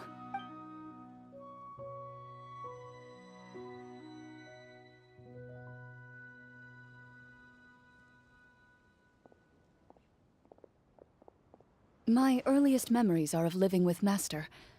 According to her, she saved me from certain people of ill repute. My birth parents had left me behind some time before that. Oh man. What a heavy beginning for a life story. You say that, Farina. You say that. You. You, of all people, saying that. Yes. Master was a fascinating individual. If inexperienced in the ways of raising children. My first ever toy was a short sword. Although I suppose it wasn't so much a toy as something Master removed from her waist and handed to a noisy child in need of distraction. Oh, wait, so she handed an actual sword to a child? Isn't that dangerous? Did you hurt yourself? Of course I did. I cut my palm and bled quite a lot. But Master was not concerned. She just stood there and casually lectured me about it. See, that's what you get for not holding the sword properly, she told me. She then crouched down next to me and said, "Give me your hand. I'll teach you to bandage this wound. After that, it's time to learn how to truly hold a blade." Oh. Excuse me for asking this, Clorinde, but how old were you exactly when all this happened? Probably around, 3, give or take. The fuck? 3? Isn't that when most kids are still struggling to hold a fork? As I said, Master was rather inexperienced in the ways of raising children. She believed trial and error was the best way to teach a child what they're capable of. I'm not so sure this is a question of experience. What the fuck? I didn't see anything wrong with her ways at the time. And anyway, children don't get to choose how they're raised. Oh, she did bring me back a pet from Liyue once. It was a Geoviscip hatchling. What the fuck? fuck? What the fuck? A Geovishap hatchling? For a pet? That seems even more dangerous. What she said was this: make sure to get along, you two. If you really can't agree on something, just settle it with a fight. Whoever loses is the real pet. What the fuck? And how old were you when this happened? What, 5 give or take? 5. Oh my god, I can't even. Okay. Well, did you win? Nah, I'd lose. No, I lost. For fuck's sake, man. So you're saying you actually became the Geovishap's pet? What the fuck? Yes, but only for a week. By the end of that week, I defeated it in combat, and we've shared a cordial relationship ever since. No. It's the Geovishap. It's a hatchling. It's a hatchling. They grew up. That really doesn't sound like the kind of childhood someone should have. Later on, I gradually understood that Master most likely didn't know any other way to raise a child. She was a Marachose hunter, but I never heard her bring up her own parents. Thanks to her, I learned how to navigate the forest by the age of 6, and could hunt monsters in the wild by myself the year after that. Even though the training she subjected me to was strict, she always made sure to take me traveling when she had the time. We met many of her friends during those days. That was also how I met Mr. Callis and his family. I still remember the first time we met. You were too scared to join our picnic and hid behind Ms. Petronia the whole time. I still hadn't really met many children my age at that time, so I didn't know how to interact with others. After that, though, you started coming over a lot.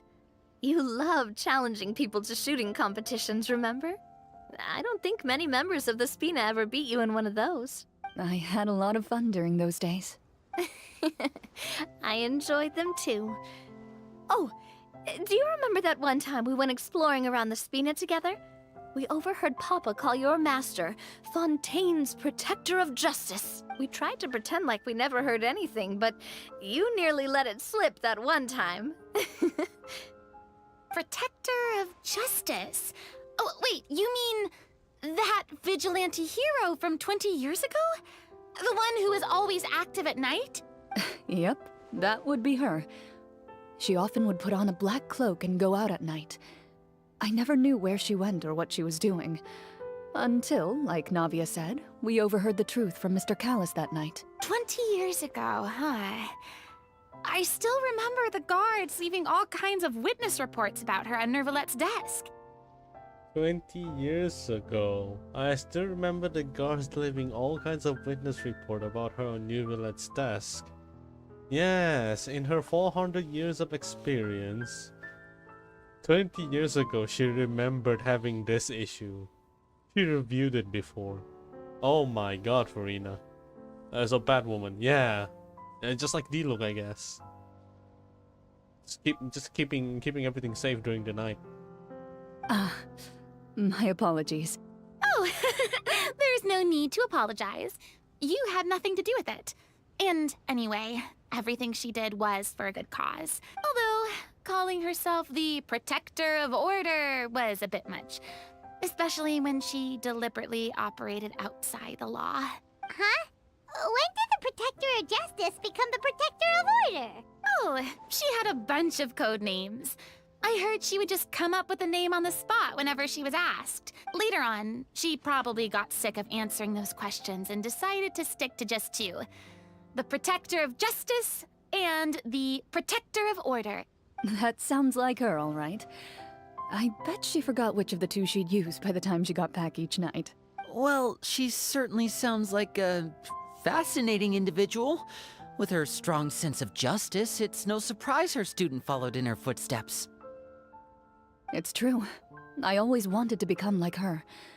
Someone powerful, independent, and with a strong sense of conviction. But...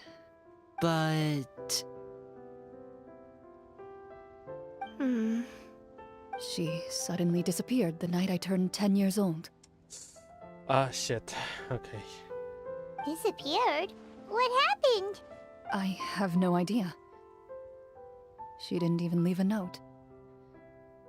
I was never able to find out where she went. That night, I was celebrating my birthday at Navia's house, but Master never came to pick me up. When I returned home on my own, it was to an empty house. When she still didn't appear after a few days, I went to Mr. Callus's house to ask about her whereabouts, but he only shook his head. Papa probably didn't know either. I know he sent a few people to investigate the matter in secret, but they never found any credible leads. Don't worry, I understand. To be perfectly honest, given Master's personality and way of doing things, it all made a lot of sense. If I had to guess, I'd say she probably used it as an opportunity to force me to become independent. Just like how, when a litter of kittens reaches a certain age, the mother willingly leaves them behind. Were you upset, Clorinde? I was at first, but not anymore. I don't believe Master would suddenly disappear for no reason. There must have been something she just had to do. There's a Brazilian in my chat. Oh, Gavin. Well, despite everything, you still managed to follow in her footsteps and become the greatest champion duelist in all of Fontaine. You're practically a living symbol of law and justice. I suspect my position would be far too by the books for her. Master always did whatever she pleased. But you're right. I suppose I do take after her in some ways. Who knew Clorinde had such an interesting past? I never had the chance to ask her about it before. And I wonder if Clorinde's master were the champion duelist back then, would that duel against Mr. Callus have gone differently? Oh, you're still thinking about that? Oh no. Judging by the atmosphere, Clorinde and Navia are probably thinking something similar. The mood just got super awkward all of a sudden. Oh no. Well, anyway. Would you look at the time? It's getting dark, so we should probably call it a day for real this time. If we keep talking like this, we really will be here all night. I had a great time today, Miss Clorinde. Thank you for being our GM. Anytime. The script was good, but I've got to say, your childhood stories were even better. Hey, you should tell us more about that fight against the Geo-Bishop sometime. Maybe your master was onto something. You could be right. What does she mean, onto something?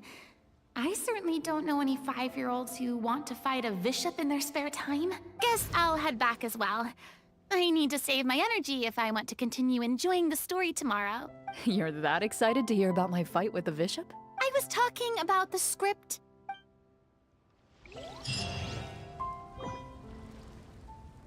Oh wow, the first part is already this.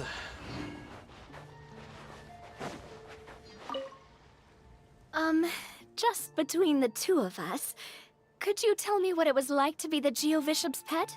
It was nothing special, really. Geo-Bishops don't understand the concept of a pet. So, basically, it just headbutted me whenever I entered its territory. And that hurt? Yeah, it hurt. What, something you want to experience for yourself? Oh, I'm good. Thanks. I wonder if Farina and Linny is around town.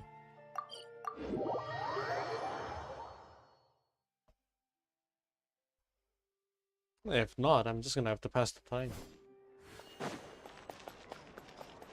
Wait, where's Farina's house again?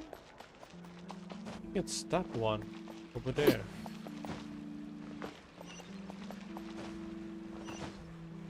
Nope. Nope, she's no longer here. Oh, Fables de Fontaine. Oh. books. Okay, I'm gonna have to mark that. Hold up, hold up. Hey, let me mark that real quick.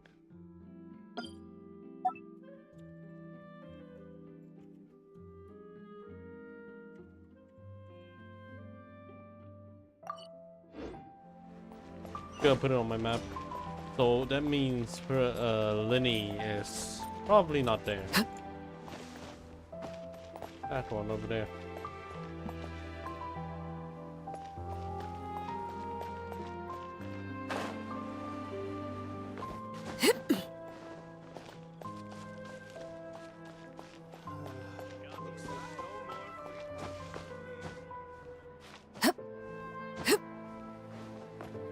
Yeah, alright. They're in their home. That makes so much sense. Anyways. Let's continue. We might be able to finish it. I'm actually a little bit tired now. But I want to finish this. Let's go meet up with the group! Paimon's really looking forward to today's story.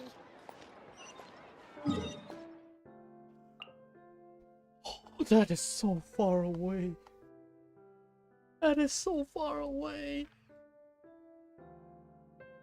Holy shit.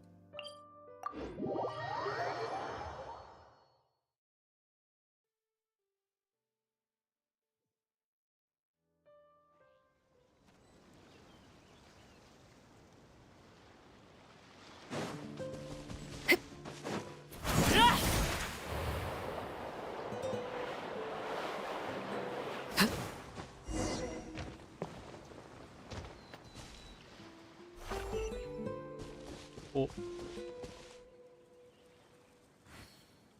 What? We're already finishing? Why are we in the cave?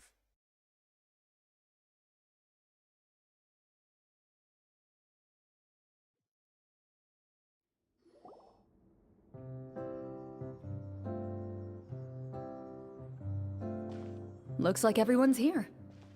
Now, before we begin, why don't we finish where we left off yesterday? There was an important decision to be made, yes? I'll pour everyone a cup of tea. Something's wrong here. Why is it in a dungeon? Why is there a cage? Why are there chains? Is that really the most important part, though, Clorinde? Paimon's more concerned about our current surroundings. Heavy walls, cold railings, dim lights. This is obviously supposed to be a prison. I admire the work put into the set. Still, It's obvious the scriptwriter has never paid a visit to the fortress of Meripede. So the set is going to be a part of the script? Unfortunately, that is something I can neither confirm nor deny. Anyone think Clorinde's smile is starting to look kinda scary? Well, whatever happens, we'll just have to push on. But first, we should really figure out what to do with this treasure. If we're worried about arousing suspicion because of our identity, why don't we give ourselves a different name, just like Clorinde's master did? Oh, Yeah, it might be better to keep a low profile. As long as we're helping people, it doesn't matter who we are or what we're called. let me grab some little bit of snack. BRB, actually. I need some energy. Also, wait, waffle. So far, there's no buzzing sound, right? Just to confirm. Okay, BRB. I'll come back and reply. Nope. Oh, perfect. Okay. All good, all good. Nice, nice, nice. Okay, let me go grab some snacks. BRB.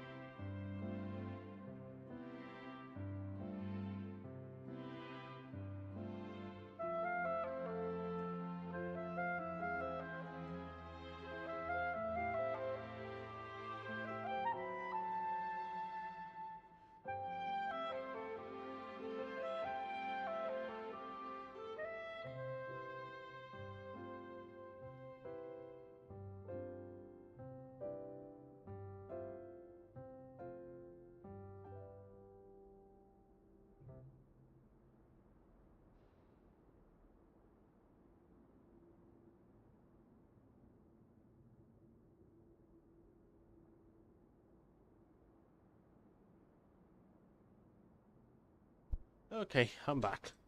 Let's go. Staring at me won't get you anywhere. Or did you want some more tea? Oh, Paimon's good. Thanks. Why aren't you saying anything, Navia? Wait, what's that next to you? Oh, this is the short sword Clorinde mentioned last night. I found it. Huh. I'm surprised you managed to track it down after all this time. Well, I made sure to take good care of it, considering the circumstances in which you gave it to me. Of course I had to keep it safe. You don't need to mention that, please. Like, oh my god. Anyway, where were we? Oh, right. I was just thinking about all the potential ways for us to break out of prison. We could dig a tunnel, or try to bribe the guards. Wait, we haven't been thrown into prison yet, have we? Well, it's only a matter of time.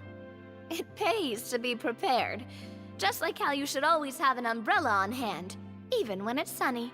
Alright, Paimon's made up her mind. Let's just give the treasure away. Paimon may have wanted to keep it, but if it's going to land us in prison somehow, Paimon will be too upset to enjoy her snacks.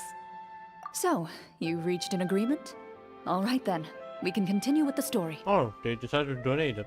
Oh, and we'll collect all the scattered pieces of treasure on the ground as well. All right. You collect the treasure and make your way back to the capital with your bag of loot in hand.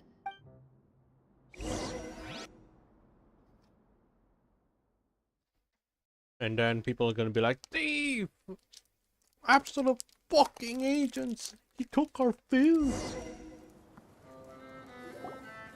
The city is still shrouded in a gloomy, oppressive atmosphere, but your spirits are surprisingly high.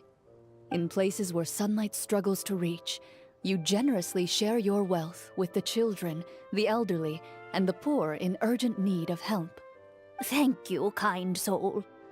The elderly woman's look of gratitude follows you as you walk away, her eyes never leaving your back until you move entirely out of sight. However, there's still quite a bit of Mora remaining. It appears you haven't made much progress. That's... She's probably trying to tell us to speed this up. We need to hurry up so we can address the sorcerer problem. Should we go find that man again at the square?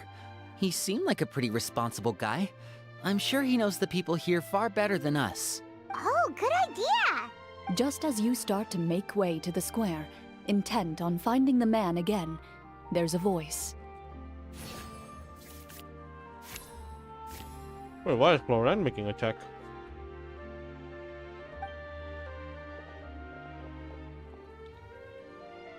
Please wait, distinguished guests. Several strange guards suddenly call out to you. They run forward to meet you and proceed to politely pay their respects. Greetings, gentlemen. Are we being invited for afternoon tea? Surely you jest, my lady. That would not be our place. It is His Excellency the King who requests to meet with you. Please come with us. Is it me or is Clorinde really good at making impressions? Like, way too good.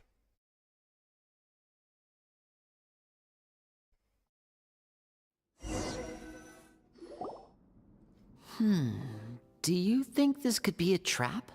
Well, we have to investigate the court at some point, right? Meeting the king himself would be a fantastic opportunity to do that. I say we go for it. If something happens, we'll just turn the whole place upside down. That sounds a little intense. Oh no, but I agree. My cooking was shit just now, but hey, I managed to heal up people. After a quick discussion, you nod to the guards and agree to follow. They lead you all the way to the audience hall of the palace. Gilded tables line both sides of the hall. The space itself is adorned with all manner of expensive antiques, glass shelves, and silver candlesticks. The items appear quite ordinary in size and dimension, yet their presence somehow makes the emptiness of the hall feel even more surreal and ominous. Wow, it's so luxurious! The elderly king, clad in a magnificent robe, sits upon the deep crimson throne before you. He wears above his head a majestic crown, with a gemstone the size of a bird's egg set right at the very front. As you observe it, you see a complex pattern of light reflect off its surface. They're here, Your Majesty. A man dressed in dark clothes, likely a minister, shields his mouth with his hands and bends down to whisper a few words to the king. After a moment, he lowers his hands and stands back up. His gaze shifts to fixate on your group, but he does not move from his place at the king's side. The king does not appear entirely aware of his surroundings. The man by his side, though. We should keep a close eye on him. The king remains still and says nothing. The minister is the one who speaks. The king is dead. Esteemed guests, allow me to thank you for coming to our faraway kingdom. Unfortunately, His Majesty the King finds himself quite exhausted from work. So please allow me, his Prime Minister, to welcome you in his stead. The king is dead. I've heard tell that your group, the Marechaussee Hunters, used your exceptional ability with the sword to repel the monsters near the capital. Such a great deed deserves to be rewarded. However, seeing that I was not fortunate enough to observe such a feat with my own eyes, you'll forgive me for seeking to verify the truth by speaking to you myself. Damn it, you see us actually fighting the monsters and then you actually try to lie to us. Well, we've got nothing to hide. You brought us here to talk, right? So we'll just explain what happened.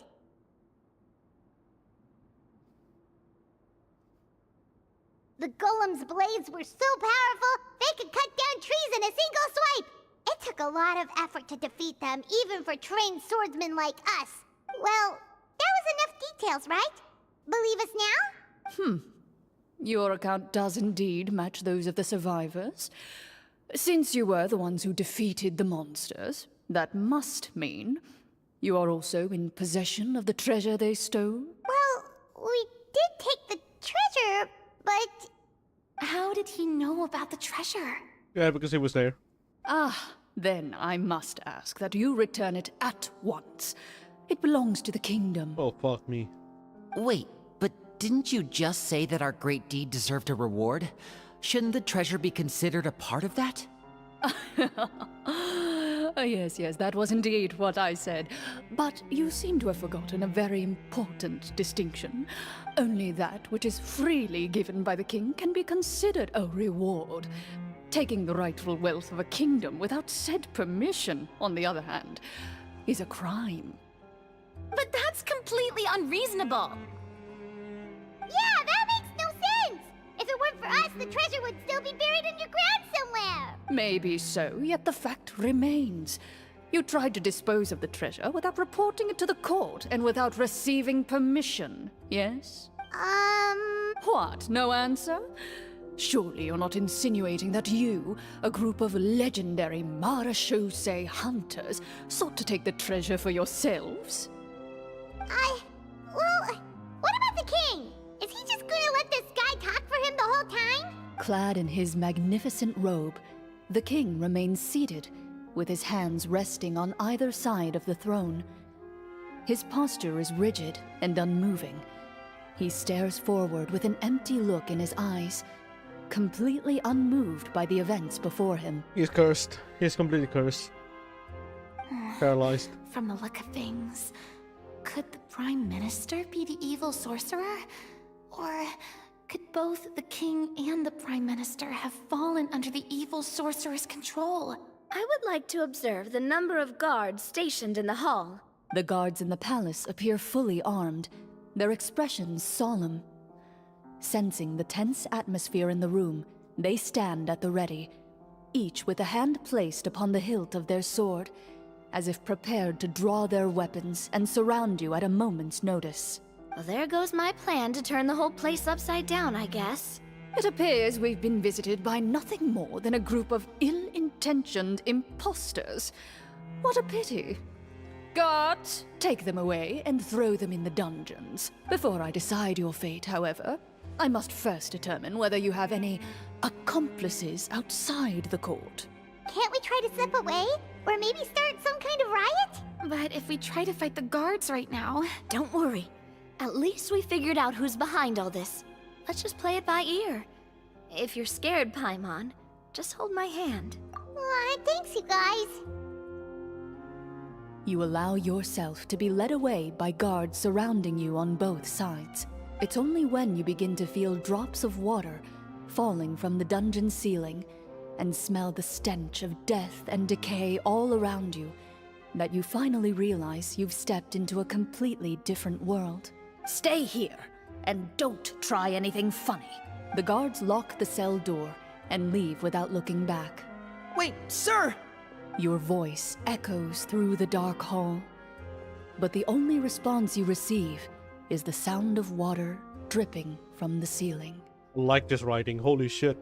No! What should we do now? Carve out a new path of fate with our own two hands, of course. I draw my weapon. You reach toward your waist, but find nothing there. You now recall that your weapons were confiscated before the guards locked you in the cell. The bag of treasure along with them. What about that knife I hid in my boot? When did you hide it in there? What the fuck? When I was thinking about digging a tunnel. Rejected.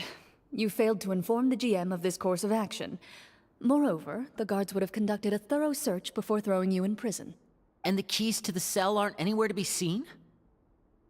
Correct. You don't even feel a lock hole on the cell door. Oh, well, there goes all our plans.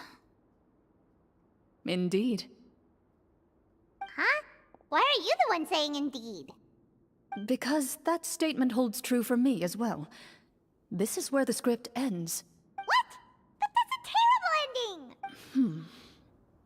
Generally speaking, this should be the point where the scriptwriter gives the players some kind of hint, or gives the GM some kind of code for how to move forward.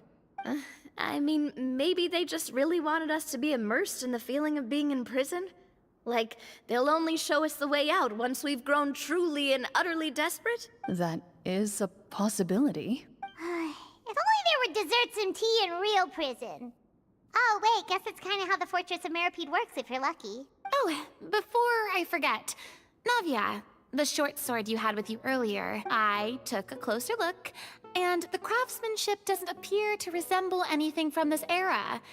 If I remember correctly, that style was last in vogue several hundred years ago. Oh my god, it shows a lot. Verena knows the fucking history. Of course she does. Of course, that's a 400-year of memory. Why did I expect that? Why didn't I expect that? How?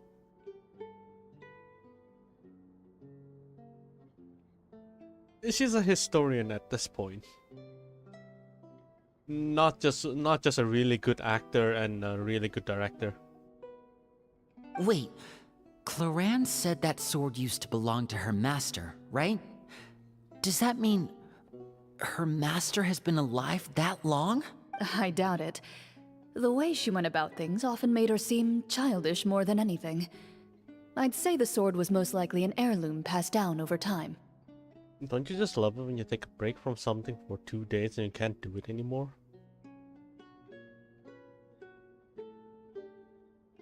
You mean like you suddenly lose the will to live? You suddenly lose the will to do that thing? Yeah, I feel you. Hang on. A precious heirloom passed down to you by your master. And you gave it to me just like that? You weren't worried I might lose it? Master left many things to me when she disappeared. There was the sword, an old key, and a good amount of junk she probably just didn't want to take with her. I gave you the sword back then, because I didn't want our friendship to end. Aww. Wait, when did this happen exactly? After the duel. Between Mr. Callis and myself. Oh. Oh, fucking hell. Ah, my god. Before that, Clorinde would have meals with us and even stay over at the Spina some days. She was on great terms with Papa as well. Before the duel? After the duel, though, there was a period of time where we simply didn't know how to face each other. She entrusted this sword to me, and never came back. We were both sad, and conflicted, and totally overthinking everything as a result. Whenever I looked at this sword, I couldn't help but wonder if Miss Petronia had never introduced us to each other at that picnic. Maybe part of the sadness I was feeling could have been avoided. Back then, it felt like I hadn't just lost a father, but a close friend as well. No one can change the past. The most important thing is that you two found your way back to each other and can enjoy things like this together. Yep, you're right. I'm sorry, you two. I didn't mean to bring up any sad memories.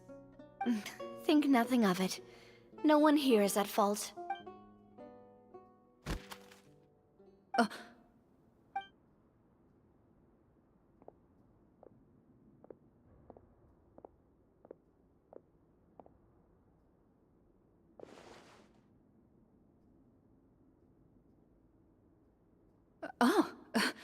Looks like the next part of our script is here.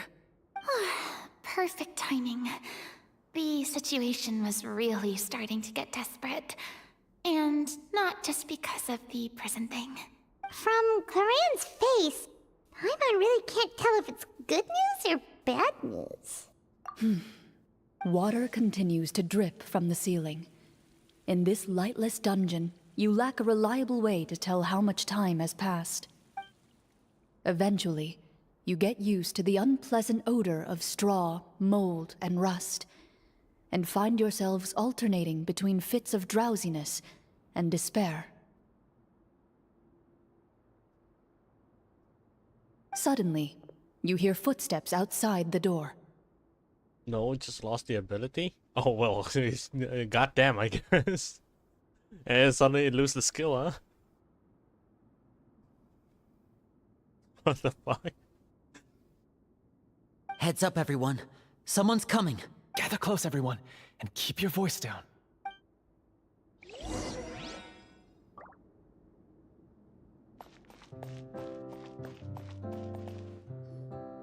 Who are you? I work as a guard in these dungeons, but my true identity is the same as your own. I'm also a Marashose hunter. Huh? Shh. I've already sent away the other guards, but if we make too much noise... I understand, but how can we be sure we can trust you? The king has issued a formal decree. In light of the irrefutable proof of your crime, you're to be executed before tomorrow's sunrise. If you want to escape, it has to be now. For stealing chicken? That's it? Executed? We barely did anything! Monsters appearing at the same location as the treasure. Could this entire thing have been a trap? There will be time for speculation once we're out of here. As for my identity, I have no way to prove that to you just yet. Infiltrating the capital was difficult, and finding a chance to speak with you has taken a lot out of me. I could go on, but I think we can all agree that now is not the time for details. Have you seen our weapons anywhere, sir? Don't worry, I brought them with me. They're just behind the door. Still, these weapons alone won't be enough to defeat the true enemy behind the scenes. His faction is too powerful. The guards are all under his control, and he's even stationed a number of golems in various rooms throughout the palace. To defeat him, you must find a secret vault. It is said that within that vault, the Marashose hunters of the past left behind a treasure with the power to defeat the sorcerer. You're not coming with us? No, I'll remain in the dungeons to deal with the guards. I'll try my best to distract them so they don't go after you. As long as my identity is not revealed, I'll be able to aid you when the final battle comes. In that case, please stay safe. Thank you for your concern. I will do my utmost. As for the location of the vault, here, this map should lead you there.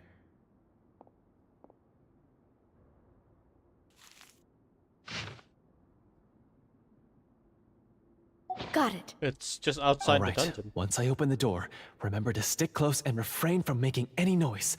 I'll lead you out of here as quickly as possible. You now have the chance to restore the honor and legacy of the Mara Shosei Hunters. So please, get out there and reclaim what's ours. And be sure to exercise caution. With the help of the guard, you successfully escape the dungeons. Your sense of despair and anxiety both seem to fade as you continue your quest.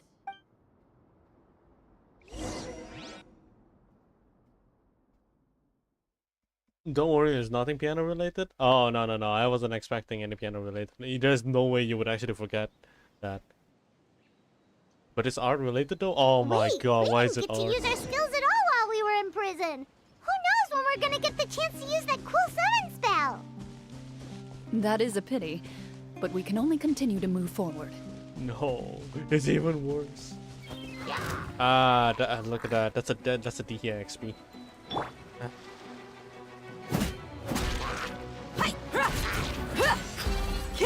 Buckle up!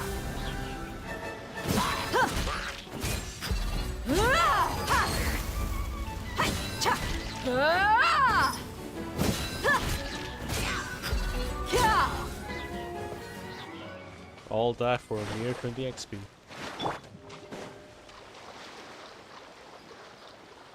Yo, was she always level 23? Yeah, and it's all manually leveled up. I remember her being 22. I brought her to weeklies. The weekly boss and the other boss. Actually, let me kill this one. Stabilize. So she's been getting some really good amount of XP. Laid bare. Yoo-hoo!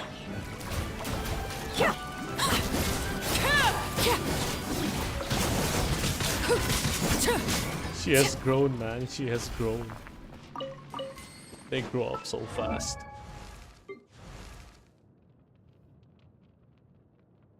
I can't fucking believe I got a constellation. I'm still baffled by this. I'm still baffled by this.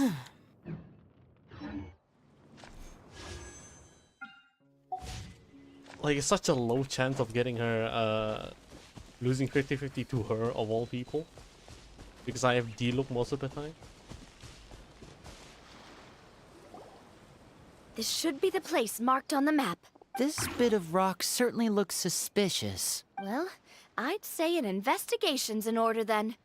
Plus, if all else fails, we can just blow it up. Well. Wow, you really meant that! Before you lies a serene stretch of open water, its surface shimmering a brilliant shade of sapphire blue. Oh, we're gonna have to swim? Well, guess this means it's time for a swim! Okay, thank you, Paimon. Yeah, okay.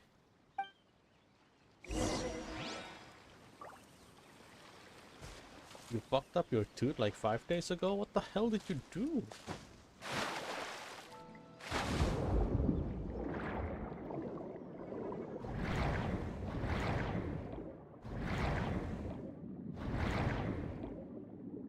Eh.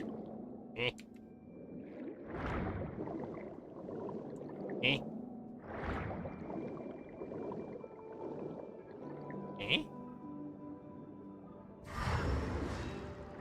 Oh, I think it's below and then above. Okay, there we go.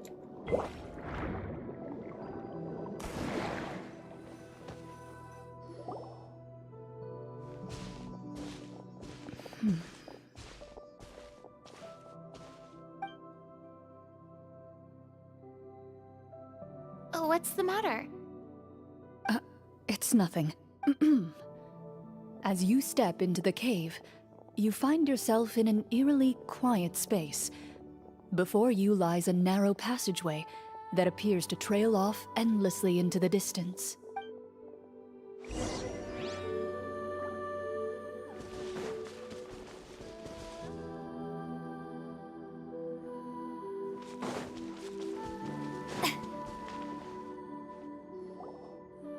Wow, this must be where the treasure is hidden! But this door is blocking our way in. It almost looks like it's been here for quite some time. I've got to hand it to the tabletop troupe. They really went all out with the props. Huh. What have we got down here? A kind of mechanism connected to the door? Ah, it looks like we might have to arrange it into a certain pattern. A pattern on a stone door. That's something Master mentioned before. I couldn't go to a dentist at all because national holiday, so you're on endurance mode. What the fuck? You're running the gauntlet of pain. You okay though? Like, but are you all right? Is something wrong, Clorinde? After a long, difficult journey, you finally arrive at the location indicated by your map. It appears to be an ancient site of some sort, where treasure likely awaits. Your surroundings are exceedingly quiet and serene, as if the secret that slumbers here has never once been disturbed. If you listen closely, you can almost convince yourself you can hear the sound of its calm, gentle breathing. That description makes Paimon feel kinda bad for disturbing this place. We're doing this for the sake of the people, to free them from the evil sorcerer. I say it's time for this treasure to once again see the light of day. Linny's right. We need to keep going. The future of the kingdom depends on it. The next part of the story requires us to solve the puzzle, right? Let's start exploring the area. Yes, that should be fine. Something feels off about all this. Guess I'll just have to improvise. Shit ain't painful at all. Oh well, glad to hear that.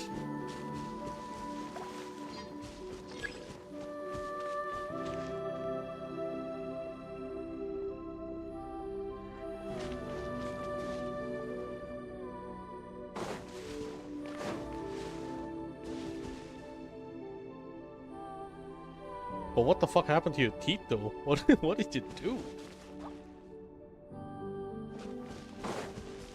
I found something! Hey. Found something here, too.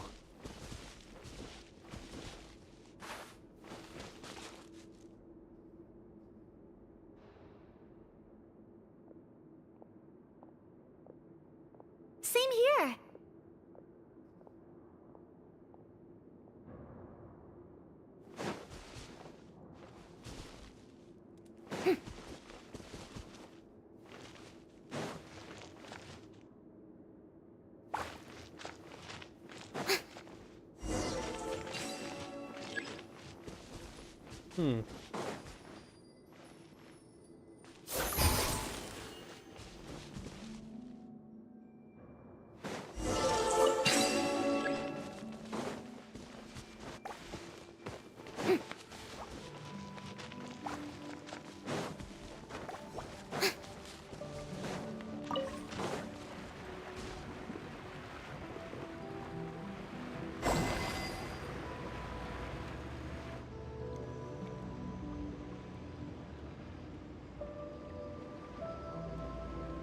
I was eating dumplings and a fucking filling I got a year ago just oh my god, it can do that?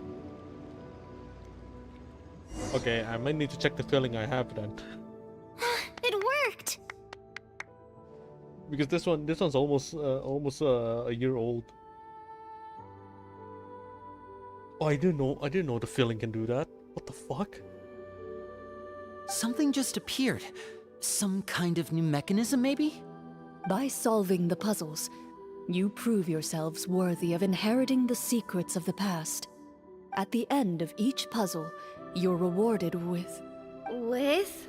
a key. Oh, it must be the key to the big door. Huh?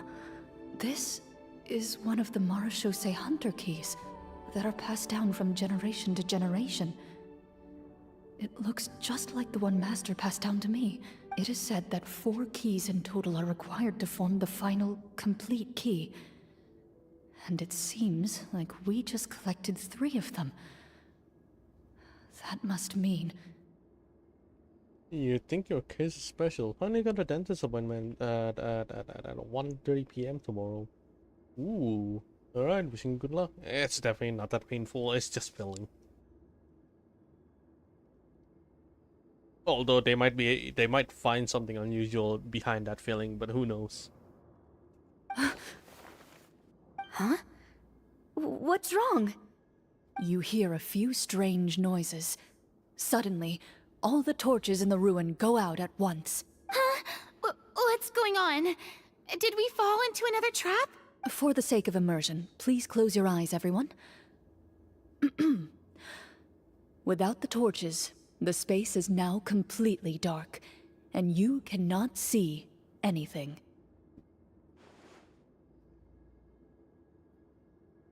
But Paimon can still see a little bit over here. Oh, right, sorry. Suddenly, you hear the sound of footsteps pierce through the darkness. There's someone else here? Oh, this is so unsettling. I can't see anything. I've been discovered then. Wait, that voice, it's... You recognize the voice as belonging to the guard who led you to this place. It appears he now covets the treasure for himself, and has come to stake his claim. Oh, so this is just part of the script. Then I can probably relax. Well, if we can't see anything, that means we can't fight to the fullest of our abilities. Should we retreat for now? Judging by the way he's holding his sword, he must be a real Marashose hunter. But this isn't part of the script. Retreat? That's not the hunter way. If it's dark for us, then it's dark for him. We choose to fight. Your choice is noted. Please keep your eyes closed until I tell you the torches have been relit. This battle will be in the dark. You got it! Well then, let us begin.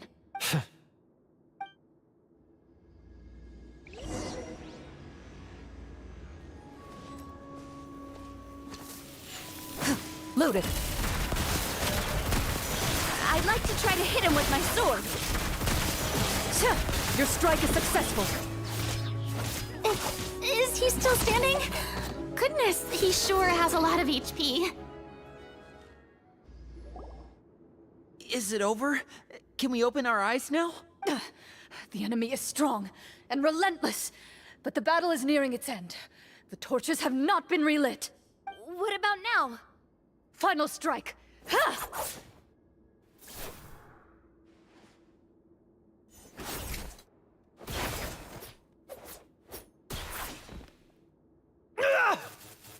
Well, did we get him?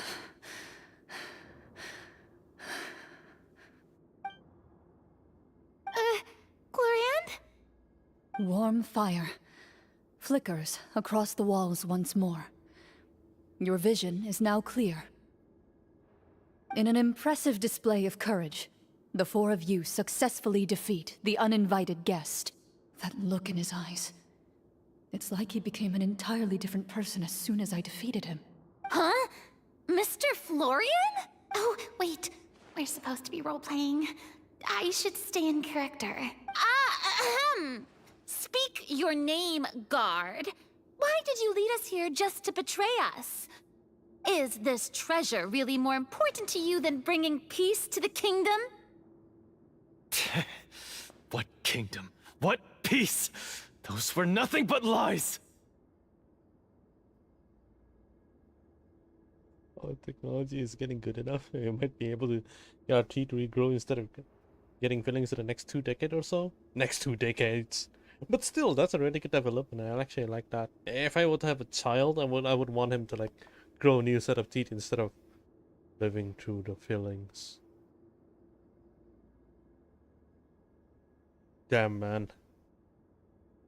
Well, the last year was my first ever receiving filling on my teeth, or maybe the second time. I'm not really sure. Because in Malaysia, filling means tampal. Filling is tampal in Malay. So when I was like young, I think I heard somewhere along the lines where the dentist just say, "Oh, this kid requires some tampal on his teeth." So I legit thought the dentist wants to slap my teeth into submission. during that time because I misheard. Tampar and tampal are two different things.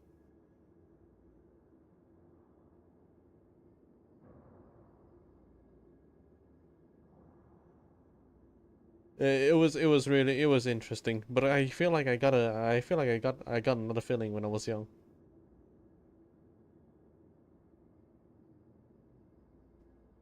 Also, Farina fourth wall break. Bro said HP. Navia said RNG.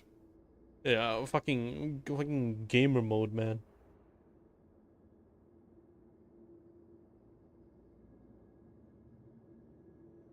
Even though Farina has the fourth wall break for the D&D game,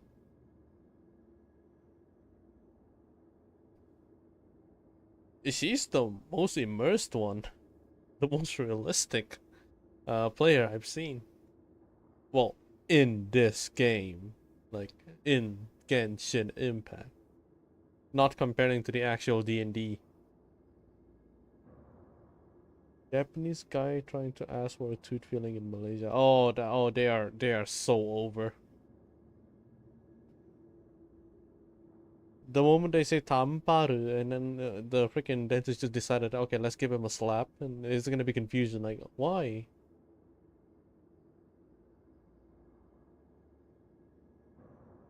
And then if the Japanese guy was saying in freaking katakana, and I go, oh, feeling good, and then the freaking Malaysian dentist be like, what? Feeling gay? Oh shit. It's a whole fucking nightmare for language people. Anyways. I, Florian, am a true Marashose hunter, descended from hunters of ages past. So he's also using his real name. Or, wait, was that the name of his character from the very beginning? Then I'm even more confused. If you truly are a Marashose hunter, shouldn't you want to help us just like you said before? Shouldn't we fight together for the sake of the people? What do you know? In this day and age, there's no glory to be had as a Marashose hunter. What's that supposed to mean? My skills were passed down to me by my father. We lived a life of obscurity in the remote wilderness. Still, he devoted everything he had to being a Marashose hunter. And what did he get in return? A life of poverty and pain. In a world that forgot all about him. When he died, not a single person came to mourn his passing.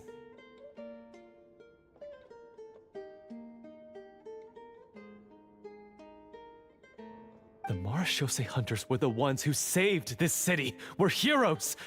We deserved more recognition and respect than this. Why don't they just learn? Yeah, that was intentional. All to say they're elves, are they stupid? They probably can.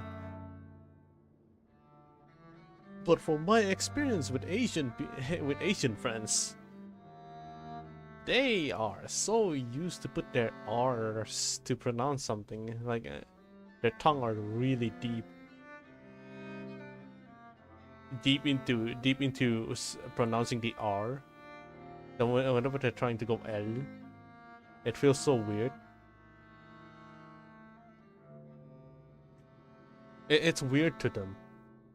Like when you just say R, you can feel your tongue actually like roll, curve to the back. But if you say L, the tongue is actually like goes to the tip of your not the tip, close to the ceiling of the your buck tooth, the front tooth. For some reason, they're not used to having their tongue on at the back of the front teeth.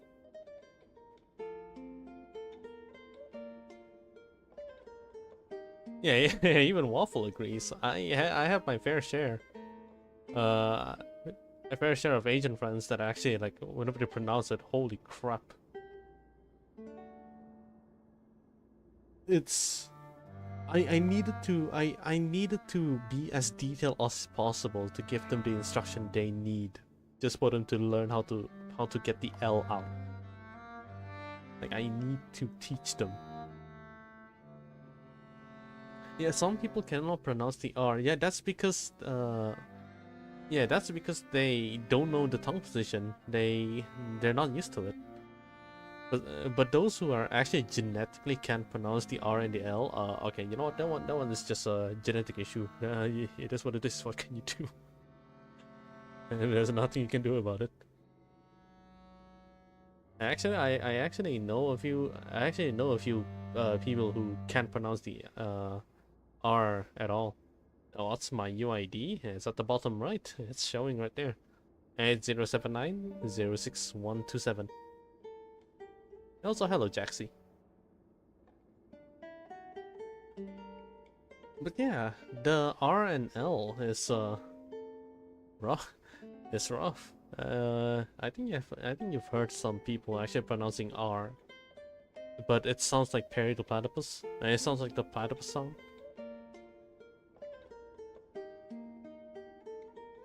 Sent the Steam friend request. Oh, okay. Yeah, I'll check it out later. Is he talking about how no one in the capital seems to remember the hunters and their legacy? I didn't expect the script to contain this level of social criticism. So that's why you want to take the treasure for yourself? There's You still feel like you're owed fame and wealth? They're still role playing. If you already knew where the treasure was located, why didn't you just come down here and take it? Because I still needed the final key. Only a true Marashose hunter is capable of passing through this final door. As someone who sought to hurt others for his own gain, Florian lost that right long ago. Okay, but what is this treasure anyway?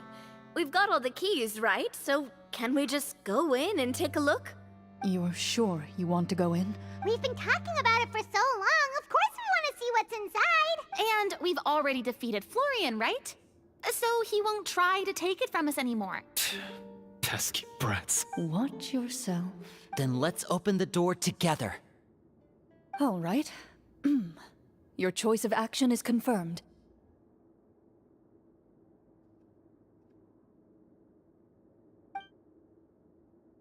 Oh, wait. There's no more dialogue. Okay, let me just do this. Without anyone noticing, she takes out her own key and joins in with the others to form the final required shape. Before you, the door to the treasure, sealed and undisturbed for more than 100 years, finally swings open. You hear the shrill wail of the door hinge as it rotates for the first time after years of disuse, almost like a sleeping giant letting out an extended yawn. You get the impression that the secrets buried behind this door might be just as heavy as the sound you just heard. It's open! Come on, let's go in! Paimon wants to see what's inside! Ooh, me too! Ugh, But that's so cute. uncovering hidden treasure is the most exciting part of adventuring. What do we have here? Uh-huh. A stone tablet? And some shabby weapons? You call this a treasure vault? Looks more like an abandoned warehouse! Maybe the troop ran out of budget at the end? They provided a super immersive experience at the beginning only to drop the ball at the most important part? They could have at least filled this place with cardboard Mora or something! Wait, I get it now. Paimon, this is the real Marashose Hunter treasure. Huh? This is it? The Marashose Hunter treasure is just a stone slab and some broken swords? I can't believe it. I refuse to believe it! Zero English voice actor, is that you? Whoa, are you okay? The Marashose hunter before you appears to suffer a serious mental breakdown. He needs to leave the room for a moment to collect himself. One of you seems to understand the significance of the treasure already. If the rest of you wish to follow suit, you may remain here in the meantime and explore your surroundings.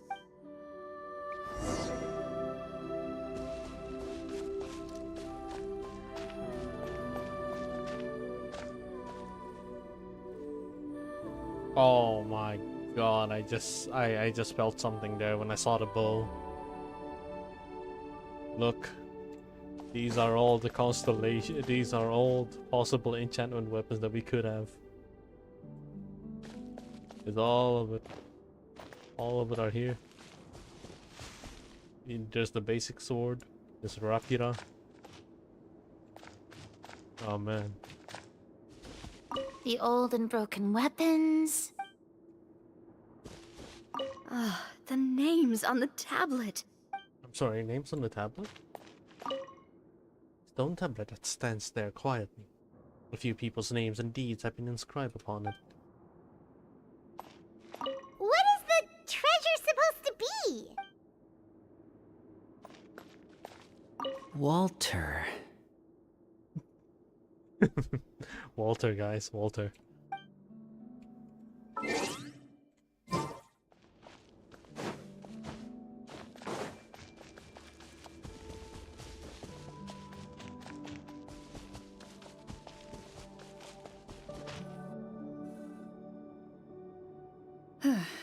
So, how are you doing?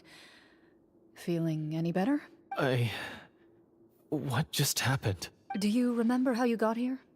Or what happened to your body just now? I remember now. I brought you here because I wanted to... The explosives in the cave! You mean these? Huh? How did you... I could tell something was off the moment I stepped into this cave, so I kept an eye out. I've already dismantled the whole thing. Oh, the ghost of the Mauritius Phantom possessed him, didn't he? So the strongest champion duelist in all of Fontaine saved the day once again. Guess I shouldn't be surprised. It would seem your skills as a Marechaussee hunter are as sharp as ever. I deserve some answers, don't you think? Tell me why you wanted to lure me here. Everything you said earlier sounded like the truth. Luckily, your monologue was dramatic enough to convince my friends you were just role-playing. I don't know. I just always felt like there was something in my heart that didn't belong to me. Something agitated and angry. Who knows? Maybe it was my own anger all along. I could never really tell. The feelings about my father and the other Marechaussee hunters are real. It just wasn't fair. I was angry, bitter that no one remembered them or praised their accomplishments. Oh, okay. I don't know when it started, but at some point, my anger came to completely consume me. At that point, I remembered the legend my father used to tell me. The one about the treasure. But if the treasure was all you cared about, why plant all those explosives? Wouldn't they just destroy the treasure and bury you along with it? I can't remember. My head is a mess. It felt like there was this voice telling me to eliminate the hunters, but now it's gone. From your description, I suspect you were dealing with a Devorator. The fuck's a Devorator? Dude, don't just throw in new terms like that. Devorator? Oh, your master... your father, I mean, never talked about it? It was a kind of monster that was active several centuries ago. Oh. No, I've heard of it. I'm just not sure why you suddenly... Wait, it can't be. The seal! The seal? My family has served as Marechaussee hunters for many generations. But the title and swordsmanship weren't the only things passed down over our line. There was a seal as well. My father instructed me to always watch over that seal and maintain it regularly. He said it had been passed down over a truly ancient age, and protecting it was our clan's most important duty. But I neglected that duty after he died. I finally decided to come down and check on it one day, and that's where my memories become fuzzy. The Devorator would be a formidable adversary for any mortal being, even ones as capable as the Hunters. If you lacked the power to completely destroy it, you could easily fall prey to its influence and corruption. In light of this, some Marechaussee hunters chose to seal the Devorator away, in the hopes that a permanent solution would come with the passage of time. I heard it has the power to amplify the obsessions and desires in people's hearts, to the point where they overtake you entirely. It would seem I'm not just lacking in skill with a blade, but in mental fortitude as well. And yet, you were able to retrieve 3 of the 4 keys. If I remember correctly, each was entrusted to a respected and capable hunter. How did you manage it? Did you kill them? One of them belonged to my father. The second I stole from a different hunter. And the third was one that I snatched while the person was on the way home from the tavern. I nearly died in that alley. No, he committed crimes. I know just how strong you are. It's as clear as day to everyone in Fontaine. I observed you from dusk to dawn, but could never find any opportunity to sneak up on you. I never even saw you drink a single glass of liquor. The only way I could think to obtain that last key was to lure you here using your hobby, and then... Oh, I get it now. That monster, it wanted to bury you here alongside the treasure. I won't comment on anything else, but the script was good.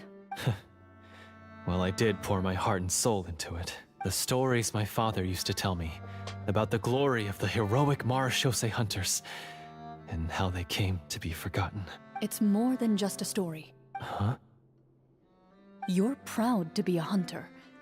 You're still holding onto that part of yourself, no matter how small. I have done so many despicable things. I have nothing to be proud of. Then explain the purpose of the evil sorcerer in your story. Isn't he the true antagonist? The one who sought nothing but his own gain, and used the people as pawns to attain it? In your heart of hearts, he was the one you truly wanted to defeat. But I've already tainted my sword. I no longer have any right to... Wake up, Florian. Remember how you introduced yourself earlier. Do you really think the hunters acted out of a desire for honor and glory? Or to be loved and acknowledged by the people? What did your father teach you about our order? You do not wield your sword for yourself, but to protect those you serve. There's nothing special about a blade. It's the intentions of the wielder that matter above all else. Do you still not understand? Even after seeing the treasure for yourself? The contents of that room, they represent the true legacy the hunters left behind. You're right. I am a Marechaussee hunter. It's time for me to redeem, no, to finally serve the people I vowed to protect all along. I wouldn't be so quick to push aside the need for redemption. I know. That's a charge I won't bother to defend myself against. Good. Then, come with me, and help me see the script through to the end. Huh? See the script through to the end? But there's no more script left. Never finished it, huh? No, I mean, I wrote the script with the sole purpose of luring you all here. There was no reason to write beyond this point. Then we'll just have to keep writing it. The evil sorcerer still needs to be defeated. You mean the Devorator? Are you saying I have to make up the rest of the script as we go along? Is that really so hard? You've already written most of it. Surely you can write an ending where the hunters win and justice prevails. I'll be there to help you too. You aren't afraid your party will fall into danger? I know what my friends are capable of, and they're all quite skilled. Besides, I need their help. Then, are you going to tell them the truth about all this? I don't intend to spoil the fun. Sometimes, protecting dreams and fantasies is more important than exposing the truth. Don't you think? So guys, why does life slumber? Eh? Fucking hell, man.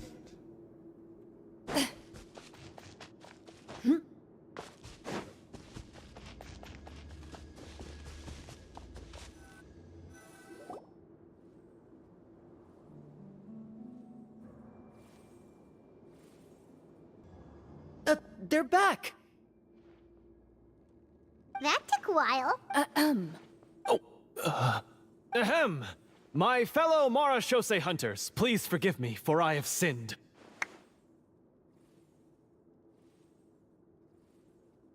Give you that pun is not bad. I'm cringing. I wanna die. Oh my god. But it's needed to be done. Sorry. After crossing swords with you and witnessing your courage in battle, I've rediscovered my true self and regained my pride as a Mara Shosei hunter. Oh, do I smell a redemption arc? I confess, I was brainwashed by the evil sorcerer. He asked me to lure you here so he could bury you in this cave. That little...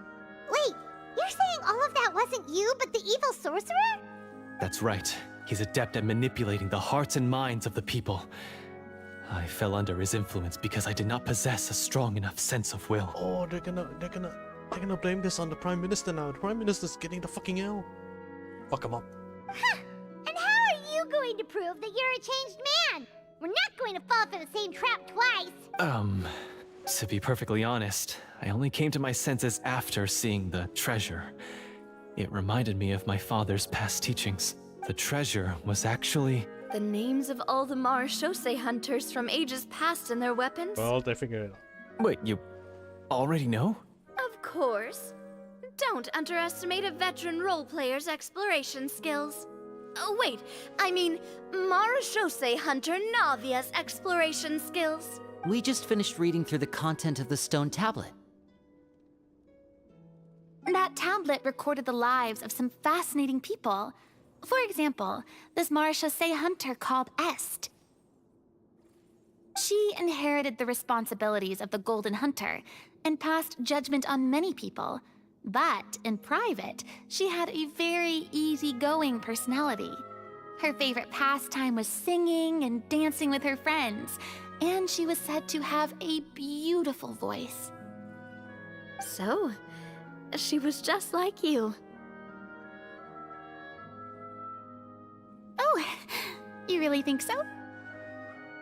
Well, when you put it that way, I suppose I also have a few things in common with this Walter. Working as an executioner, he supposedly used a countless number of tricks to confound his enemies in battle. Oh, if only I could have seen the feats of magic he pulled off back then. Their lives were all so exciting. You could write so many cool books about their accomplishments. How could they have all been forgotten? Because they chose to be. What? They decided to be forgotten? To hunt monsters that only appear in the shadows, you must also operate in the dark. To be a Mara Shosei hunter is to willingly give up on wealth and fame. Oh no, so it's basically just another journal. Yeah, it's one of those things where you write down everything and just throw it away. And then people just so happen to find that journal too. Yeah, I'm talking about fucking Project Zomboid, by the way. This type of thing tends to happen. Then this stone tablet must have been left behind by their companions.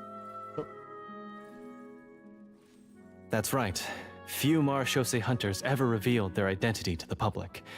They always protected the city from the shadows. The only time they spoke of their accomplishments would be at night, when they gathered with their fellow hunters in front of the bonfire to share stories of the monsters slain by their hand. So, this tablet was created not so that the hunters would be remembered by the people, but so that they would be remembered by each other. Oh, but since they're all Mara Shosei hunter, so it's only meant for them. No wonder this place was so well hidden. You regard the stone tablet in solemn silence. The names of your comrades etched onto its surface serve as a reminder that you are never truly alone. The tablet proves that, although a hunter walks a shrouded path, it is not a solitary one. There will always be those who walk beside you, a fact that remains as true today as in ages long past. Their legacies shall continue to be passed down from generation to generation, as everlasting as the stone onto which their names are carved. Father, you once told me that I should seek out the treasure if I ever became lost. So this is what you wanted me to find. Thank you, my friend. You are very kind. I implore you, everyone, please give me a chance to make up for all I've done. Allow me to fight alongside you and defeat the evil sorcerer that threatens the peace and prosperity of everyone in this kingdom. Well, I say we let you join. Sounds good to me too. Everyone makes mistakes. What matters is what you do to make up for them. I have no objections, but Mr. Florian, do you even know how to defeat the evil sorcerer? When he took over my mind, I gained some insight into his thoughts. Every time I thought of the treasure, he reacted with a strong sense of fear. Huh? He's afraid of the treasure? But there's nothing here except some broken weapons and the stone tablet. What if the secret's hidden inside these weapons? GM, permission to investigate.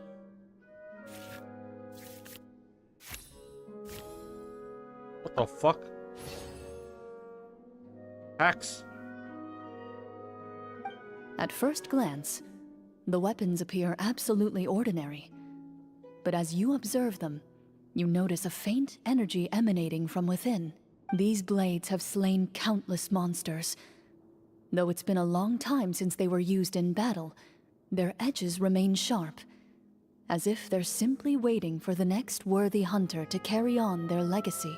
So basically, take these with us, right? I'll take this weapon, since it used to belong to Est. Maybe it'll find comfort in being held by someone who appreciates the arts.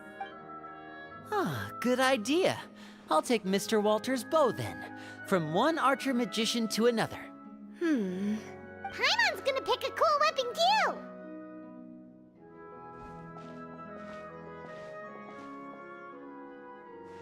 As you grip your weapons, you can almost feel the will of past hunters coursing through your being.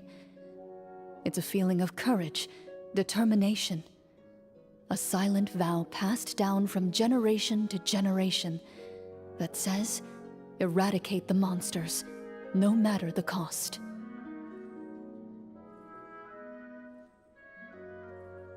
Mr. Florian, do you know where to find the evil sorcerer? I was able to see his surroundings when our minds were connected. I believe he's currently hiding out at the church in the kingdom. We must be extremely careful. He's spent so long living among monsters that he's now taken the form of one. He will not be easily defeated. Then why don't we explore some more and try to find some higher level gear? We don't want to just fight him and lose, right? No. We have to strike now. He was greatly weakened when I managed to break out of his control. If we let him rest, he might have time to escape. I agree with Mr. Florian. We've got to act while we have the advantage. Don't forget, the people of the capital are counting on us. God, what the fuck was that? Yeah, now that we've got a plan, there's no point in waiting. The longer this drags on, the worse it will be for everybody. Yes, that's what's called... Yes, that's exactly right. Alright, you've persuaded Paimon. Mr. Florian, please, lead the way. Shut the fuck up. Of course. Paimon. That's a good Follow one. me. That's a good one. He had to set up so many scenes today, and now he has to join in for this last part. I really don't envy his job. Finally, you decide to slay the evil sorcerer and bring peace back to the kingdom once and for all. As you walk away, you feel the gaze of the stone tablet at your back, as if all the hunters of the past are wishing you success in the battle ahead, and awaiting... Oh, that was an accident. I slammed my desk by accident and it just auto-click.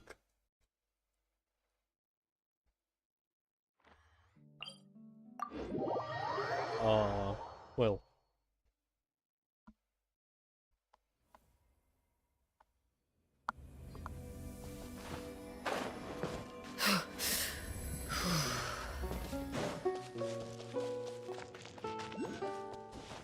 Okay, we're almost at the finish. It's actually a 3-hour quest, surprisingly. 2.5, I guess. Finally, you arrive at the church Florian described. As you approach, an ominous aura surrounds you. You get the sense that your enemy is close at hand. How strange. This uneasy feeling seems so real. How did they manage that? Now, it is time for the final battle. Let's go!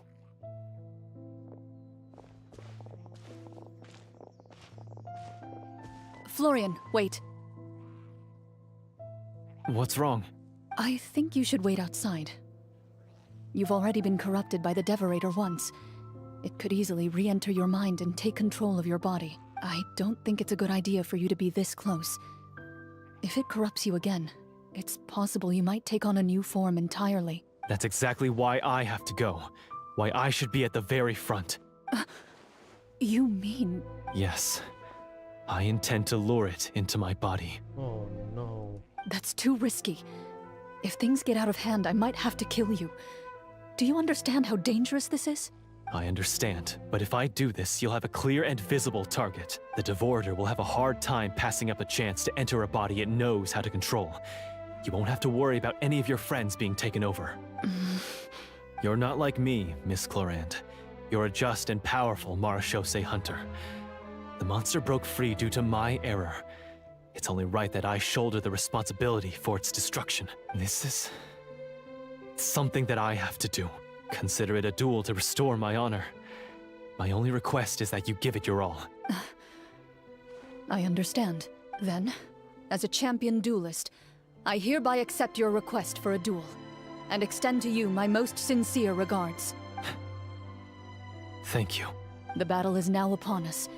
Let the Devorator once again tremble under the blade of the Marechaussee hunters.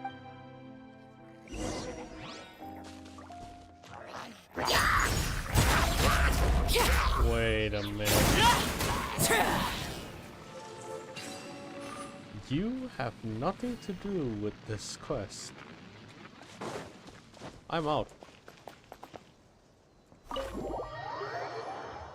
I am out. I am not doing that.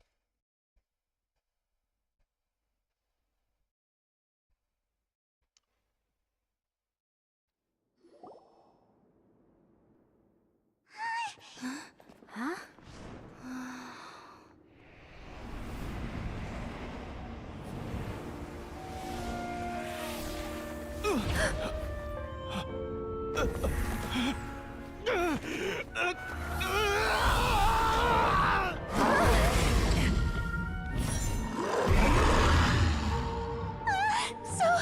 So lifelike.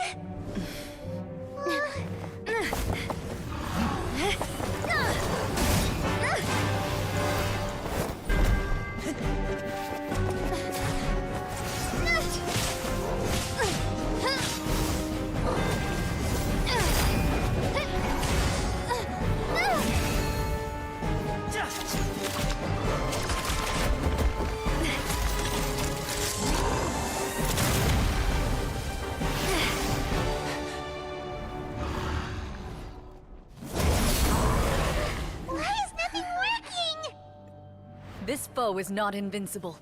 You hold the treasure. The power to defeat it in your own 2 hands. The treasure? You mean... the names. It's the Marechaussee hunters' names. How are we supposed to... You forget, Paimon? There's still one skill we saved until the very end. Hunters fight not for fame, but to aid the people whenever they are summoned. Walter the Marechaussee Hunter, master of 1,000 tricks, executioner of the Phantom Hunters, I call for aid! Est, the Marechaussee Hunter, inheritor of Cassiodor's will, judge of the Shadow Hunters. Answer my call!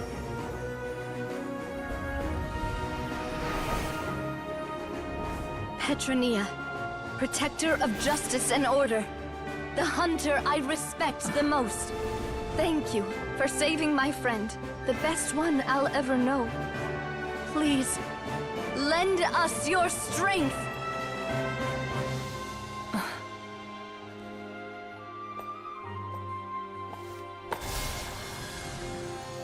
We have come to answer your summons.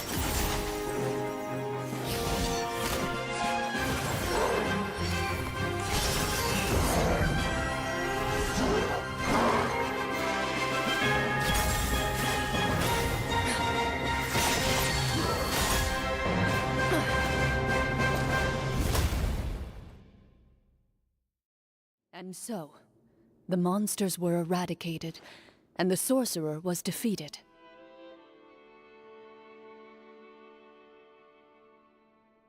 What the fuck? That was so cool. You've got to be kidding me. They oh, this cutscene is actually really cool. It's like what, 3 minutes, 4 minutes long? Holy shit. Peace soon returned to the capital. Those in the court, manipulated by the sorcerer, also recognized the errors of their ways. Some remembered the names of the heroes who saved their kingdom, but others simply continued their lives none the wiser. Such is the story of the Marachose Hunters. They pursue the phantoms in the darkness and exterminate all who pose a threat. They will always protect the city and those within it, even should all memory of their accomplishments be forgotten by the very people they serve. I'm assuming we've finally reached the end of the script. Yes, you've reached one of the better endings. It's a pretty solid story overall. I thought it was just an ordinary adventure at first, but the further we got into it, the more impressed I became with the production and the plot. That final battle especially. All the effects were super realistic. They don't know. Oh, right. Yeah. Totally. Yeah. Yeah. Ah, that's a really good point. I never expected the weapons we picked up from that vault would have that kind of effect. Yeah, mine nearly scared the daylights out of me when it started glowing. I took a good look at it after we got out, but I don't think it ever lit up again. Oh, we should probably give these props back, right? I'll just leave mine here. Did you have a good time? Of course. Let me know if another script like this comes around. She's too native. Oh, you mean naive? Yeah. Yeah, she's so oblivious to this. Sure, no problem. Then I'll head back for now. I think I need some time to fully digest everything that just happened. I think she has been looking through all of this in a director's perspective. I think that's what happened. Once Mr. Florian is awake, please pass on my regards to him. He must be extremely exhausted to have passed out cold like that. You're right. He's had a lot to deal with. Well, see you all some other time. Toodaloo!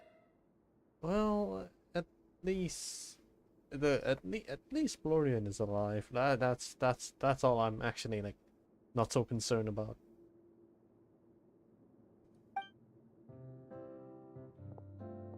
For a second there, I thought we were gonna have another dead person. Okay, so, can I ask now? I think it should be fine, yeah. What in the world was going on back there? So you saw through all of that? At least Verena is cute, so all is fine. Yeah. Yeah, she's being the adorable, confused lady. It's just, it's okay. It's nice. It's lovely to look at. That time in the cave when you told us to close our eyes, it'd be weirder if we didn't notice anything. I was dying of curiosity the entire time. I mean, you did a pretty bang-up job of pretending nothing had gone wrong. Verena actually looked like she thought all of it was planned. Guess none of us wanted to be the one to break the illusion. What are you all talking about? No. Traveler. You too. Not you too. Traveler. Oh, wait. Don't tell me Paimon never... Oh, this is all my fault. It's not too late to cover your ears. Here, Paimon. I'll do it for you. Bit late for that, don't you think? You're saying everything that happened back there wasn't actually part of the script? It's probably more accurate to say this was never a real scripted story to begin with. Even the Traveler? What? So loud. My head. Hey, you! Get up right now and explain yourself! Don't say shaking, please! Oh, my head. Did Paimon just hear that right? You guys made up that whole last part on the spot? It's not nice to lie to people, but Paimon's got to admit that was a really good story, Florian. Oh, and nice improvisation, Clorinde! Yeah, it was like watching a magician improvise a spectacular magic trick after forgetting an important prop. If Paimon knew something was wrong with that vault, she would have floated straight in the opposite direction. Everything was under control. As if you've ever described a situation as being out of control. I'm pretty sure any situation you consider to be easy to handle would scare a reasonable person half to death. Guess I'm just used to it. You must run into a lot of unexpected situations then. That explains why you're so good at coming up with things on the spot. As for you, Florian... I know there's no excuse for what I did. I'll turn myself into the guards at once, confess my crimes, and accept any punishment that comes my way. I would say you've already suffered more than enough. What? You may have been blinded by fame and fortune in the beginning, but your actions during the final battle had proven you to be a true Marechaussee hunter. You'll be far more used to the city above ground than below. Your job as a hunter is more important. But... Of course, you'll still need to take the keys and pay a personal visit to the 2 hunters you wronged. Prepare to accept any terms they give you as well. Yes, of course. As far as I'm concerned, though, your showing in the duel was enough to prove your honor. You're showing the duel? He's a fucking statue just now. Then I'll do exactly as you said. I'll go return those 2 keys right now. Thank you so much, everyone. I'll do my best to prove myself worthy of the second chance you've given me.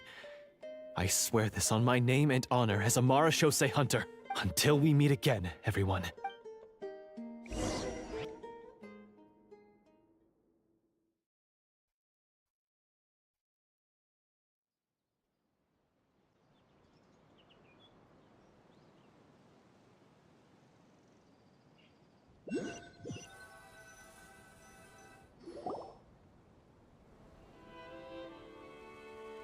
Speaking of Marechaussee hunters, what should we do about the treasure in that cave? Leave it be. Are you sure? We could show it to people, make it so that the hunters are remembered. Don't you want that? Well, they choose to be forgotten, though. I think it's better to just respect that decision. No. Every name on that tablet made the same choice. All hunters know what the path entails. I am no exception. My identity as a Marechaussee hunter is not something I need people to remember. I wish only to be recognized as a champion duelist. Nothing more. That's certainly very different from the path of a magician. Still, I admire your decision. Wait! Paimon just remembered something. If there were no special effects involved, why did our weapons begin to glow during the battle? That's because the Marechaussee hunters of ages past would often imbue their weapons with special enchantments to suppress the monsters. Whenever a monster was nearby, their weapons would start to glow. Oh, so that's why they had an effect on that guy near the end. I really thought the summons were doing all the work. Oh my god, it was fucking Elden Ring, man. Well, I'm sure the summons were a part of it too. Oh? How so? This particular devorator probably hailed from the same era as the hunters we saw in the room. Oh. The names you recited all belonged to the bravest hunters. Countless monsters fell to their blades. That's likely why the devorator visibly reacted when you said them out loud. Look at the fucking puzzle I accidentally triggered. I am not gonna touch that. So the names held the power all along! Navia. Everything you said during your summon. Yeah, that's what I was confused too. Did her master died? Huh? Oh, I meant what I said. I mean, it was true to my character, so yeah, I'm glad you heard it. Just don't make me repeat myself. It's embarrassing. I really appreciated those words. All right. Don't get all sentimental on me. Okay, yeah, she didn't die. Definitely she didn't die. She didn't get summoned. Anyway, let's not talk about that anymore. I'm going to go on ahead. Don't fall too far behind now. She ran off! I should probably head back as well. This story was truly incredible. I might have to spend the whole night telling my siblings all about it. Goodbye.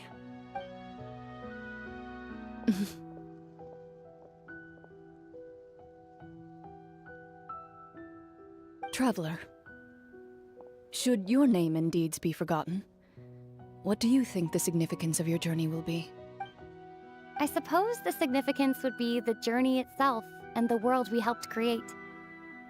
There's still value in the time I shared with everyone here, in the things we were able to accomplish, even if no one remembers them. It's a rare traveler dialogue.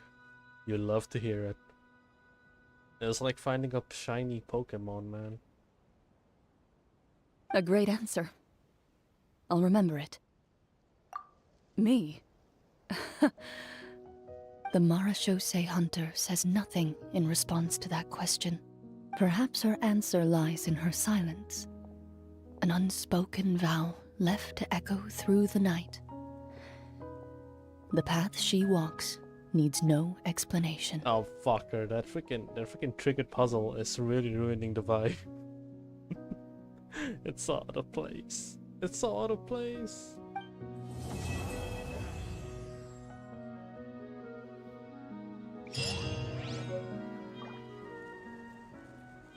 Weapon?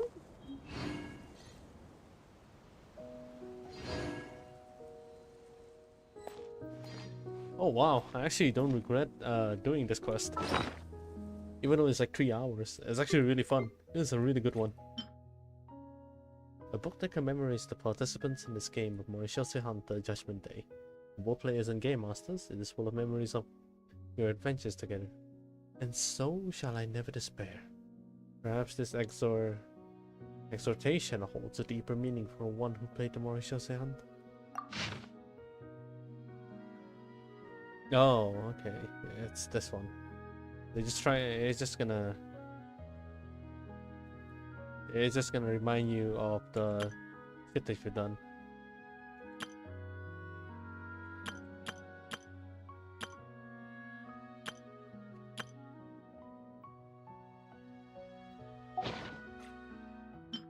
But this one though, this one's one of the best. It feels like an epilogue, but at the same time it's not. It's just a continuation of something. It's an extra story for another character, but it's part of the major plotline. It's actually amazing. No world quest item. Yeah, I think it's only just that. Oh, this is a good one. I can't believe this quest took so long. Oh, when the title said Clorinde story only, I wasn't serious. I was not serious about it. I was planning to go and open chest or something, but no, I was fucking wrong. This quest is longer than I thought. All right. I think that is it for this version. Next week, and I'm just, as I've said, I'm gonna say it again, I guess. I'm gonna be streaming Genshin for like once a week, and any of the world quests, any of the map exploration, I'm just gonna do a stream, but it's like completely off. It's a recording. Time for you to go to? Yeah, it's already midnight here. Time to get a good rest. I need to do my dailies as well. I think I haven't done Uwa and Star Rail just yet. Something. Okay, that marks it. So next time we're gonna be doing one of these, and let's see how it goes. Alright, thank you for watching. I'll see you guys tomorrow. You have my undivided attention. I've already scheduled it. It's almost 2 here? Yeah, same. I thought it's gonna be 2 hours, but I was fucking wrong. It's so long. Okay, I'm gonna end it here now. Okay, good night guys. Have a good one. do Yoimer next time then. I don't think I'm in a rush, so I'm definitely gonna take a Yoimiya. Okay, it's available. Let's do it later. Like next week. Okay. I am out. Thank you for watching, and I'll see you guys tomorrow. Tomorrow's gonna be another stream, I think. Bye bye. Good night. Have a nice sleep. There'll be an extra fee.